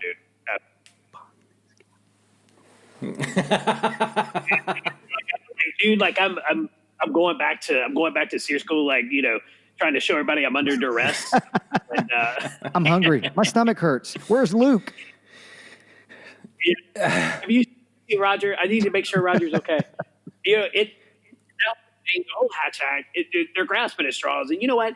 Even if Pompeo was, and I'm not saying he was, but even if Pompeo was in the wrong, even Pompeo's like, motherfucker, I'm on department time right now, and I'm doing this anyway. Dude, what are they going to do? Honestly, what are they going to do? They going to drag Pompeo in? Right? No. Dude. Castro said he's going to have an investigation. did you see or did you notice that during the DNC, not once that I saw, and I follow the snippets on social media, they never talked about the impeachment. That never happened. They never brought up the impeachment. That never happened. Right? It's like, and it goes back to the COVID thing. People were like, "Oh my God, how did we miss this? How did we miss this?" It was like because the media and the government was all focused on this fucking sham impeachment that didn't turn out to do anything. And now Vindman, but fucking Lunchbox's brother, has now filed a complaint with the Inspector General about whistleblower reprisal. Oh, for fuck's sake! He was bullied. He was, retaliated against, and blah blah. And it's just like, you know what, man? The whole Ukraine thing. You notice how that went away? Like that stopped being a thing after the impeachment and after Giuliani was like, "Nah, man, I'm doing my own investigation and I've got some shit." Yeah, you see all the stuff coming out on Hunter with the Secret Service being used for him, and how many times he's on government. Dude, it's bad. People like that. People shut up on Ukraine really quick. The media, they dropped that thing like Cardi B was dropping men and robbing them. Like it was bad. And so that went away. That went away pretty quick. The whole Russia stuff, dude. You don't hear anybody about that. You ain't heard shit out of Adam Schiff. I haven't even seen Adam Schiff, and like, dude, where the fuck guy? Because the whole dude, I tell you, man, once the whole Russia thing, once that whole narrative started falling apart, and then you had the indictment. They indicted Kleiman. They're like, this dude altered the email, which got the third FISA warrant on Carter Page, dude. You ain't heard shit about that. They ain't talking about that anymore. But that goes back to that rhetoric thing. And I wish I would have said this during the podcast. It's like, dude, for 3 years, the Democrats literally accused the president of the United States of being a Russian agent. Like they literally accused that. And now the enemy is saying like that, dude, that's incredibly fucking dangerous. And you're going to get more Kyle Rittenhouses, man. Before this shit's over, you're going to get more Kyle Rittenhouses. That well-regulated militia, it's coming. And that's my problem. You talk about decorum and all that stuff, and I don't even care if it was Barry. He retired my fucking, retirement certificate. I need to see if Trump can sign a new one for me or whatever. But I still respect the office of the presidency. And at the time, he was the president of the United States, and it's kind of like your little brother or sister or whatever. It's like, yeah, I may shit on him or whatever, or pick on him, but nobody else better fucking pick on him because at the end of the day, he's the fucking president. And so I gave him that respect. I just really disagreed with his policies. And you could probably even argue that Barry may even be a better person as far as a father and all that other stuff, just based on marriage and kids, whatever. You can argue what you want. But, I gave him the respect as the president of the United States, never really gave a shit about him personally. That's gone with President Trump. I mean, it's like you said, you were calling the president of the United States a spy. That's what you're doing. That's what you've done. Yeah. And we'll take it a step farther because this works so well for Hillary and the deplorables that, Luke hit it on the head. Well, I'm only talking about, the GOP candidates. They are the enemies of the state. Oh, so then you think that the other 48% of Republicans that vote for them were voting for enemies of the state? So we're insurgents then, is what we are, right? We're insurgents. Yeah. No, and that's absolutely what it is. And it's just, again, like I've always respected, I was always taught to you respect the office, right? You salute the rank, not the man, right? That's just as simple as that. I don't have to respect you, but I'll respect your rank. I'll respect your position, right? If it would have been like, hey, Josh, you're going to go meet the president of the United States, Barack Obama, right? And, you're okay. Like, do I have a choice? No. Okay. Well, let's go. And you know what? It would have been Mr. President. Yes, sir. Everything that came along with that because, whether I agree with it or not, that guy is the president of the United States. I don't like everybody I worked for, but I've shown them the respect that their office and their rank is entitled. And that's just the way it goes. That's gone. That doesn't exist anymore. And that doesn't exist with, the generation that's up and coming because we've coddled these fucks. We've coddled them. We let them, play games and not kept score. And again, they've been in that zero gravity environment. And I told you, motherfucker, I said I heard this somewhere. So let me ask you this: what happens? How much shit burns down when the police officers in George Floyd are found not guilty or found guilty of a lesser charge, or acquitted, and the police officer with Jacob Blake is found guilty of a lesser charge? and Kyle is convicted of Everything. carrying a weapon in public.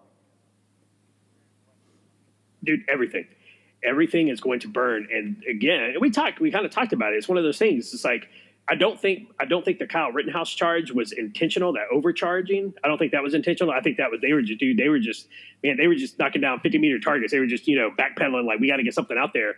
But I think in the Atlanta case, the Rashad Brooks, I think that was absolutely intentionally overcharged. I think the George Floyd police officers, I think that was intentionally overcharged because it's a win-win for the Democrats regardless, right?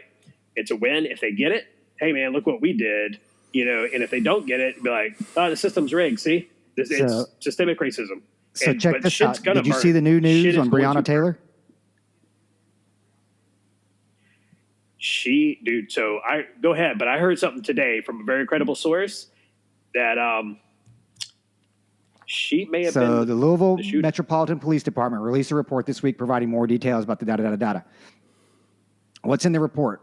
Recorded calls about bail money. During a call from jail, Jamarcus Glover, the main target in the drug probe, called a friend and told her that Taylor was keeping $8,000 of his money and that she had been handling all of my money. Glover and Taylor had dated a couple years prior.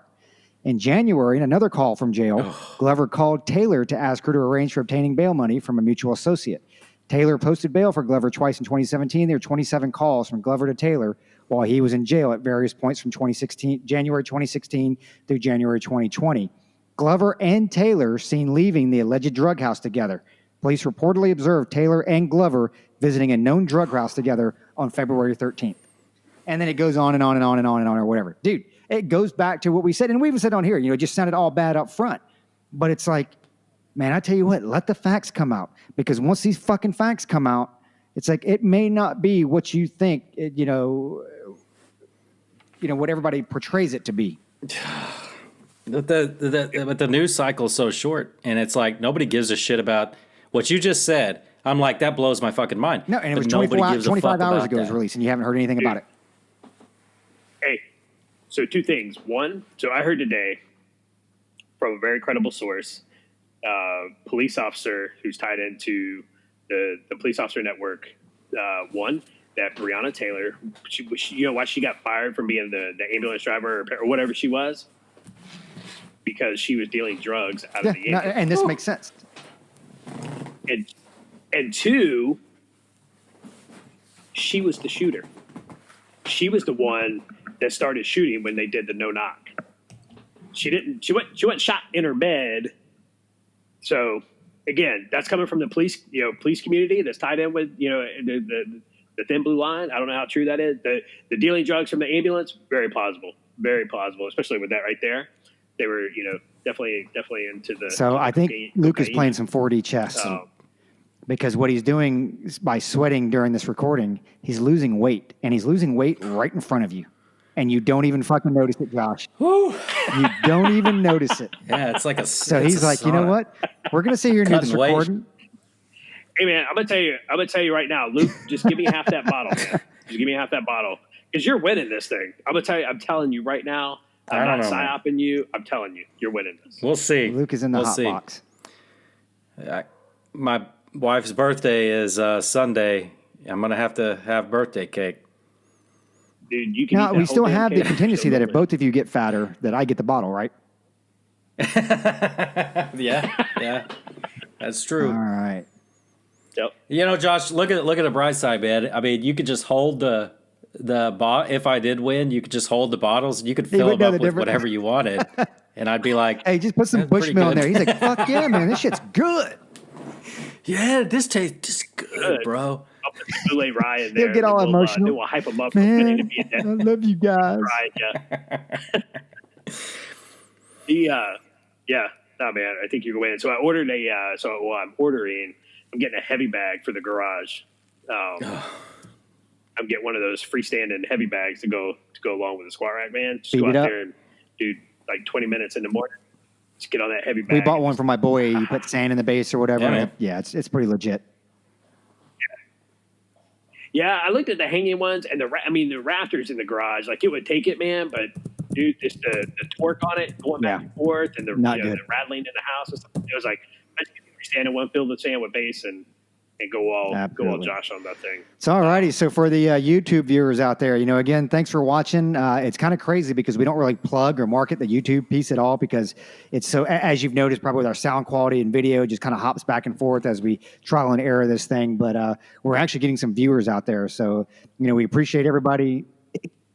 Yeah, exactly. So we appreciate everybody watching. We'll have another show next week. And like we do in the podcast, man, stay safe out there and keep your canteen cups tightly secured.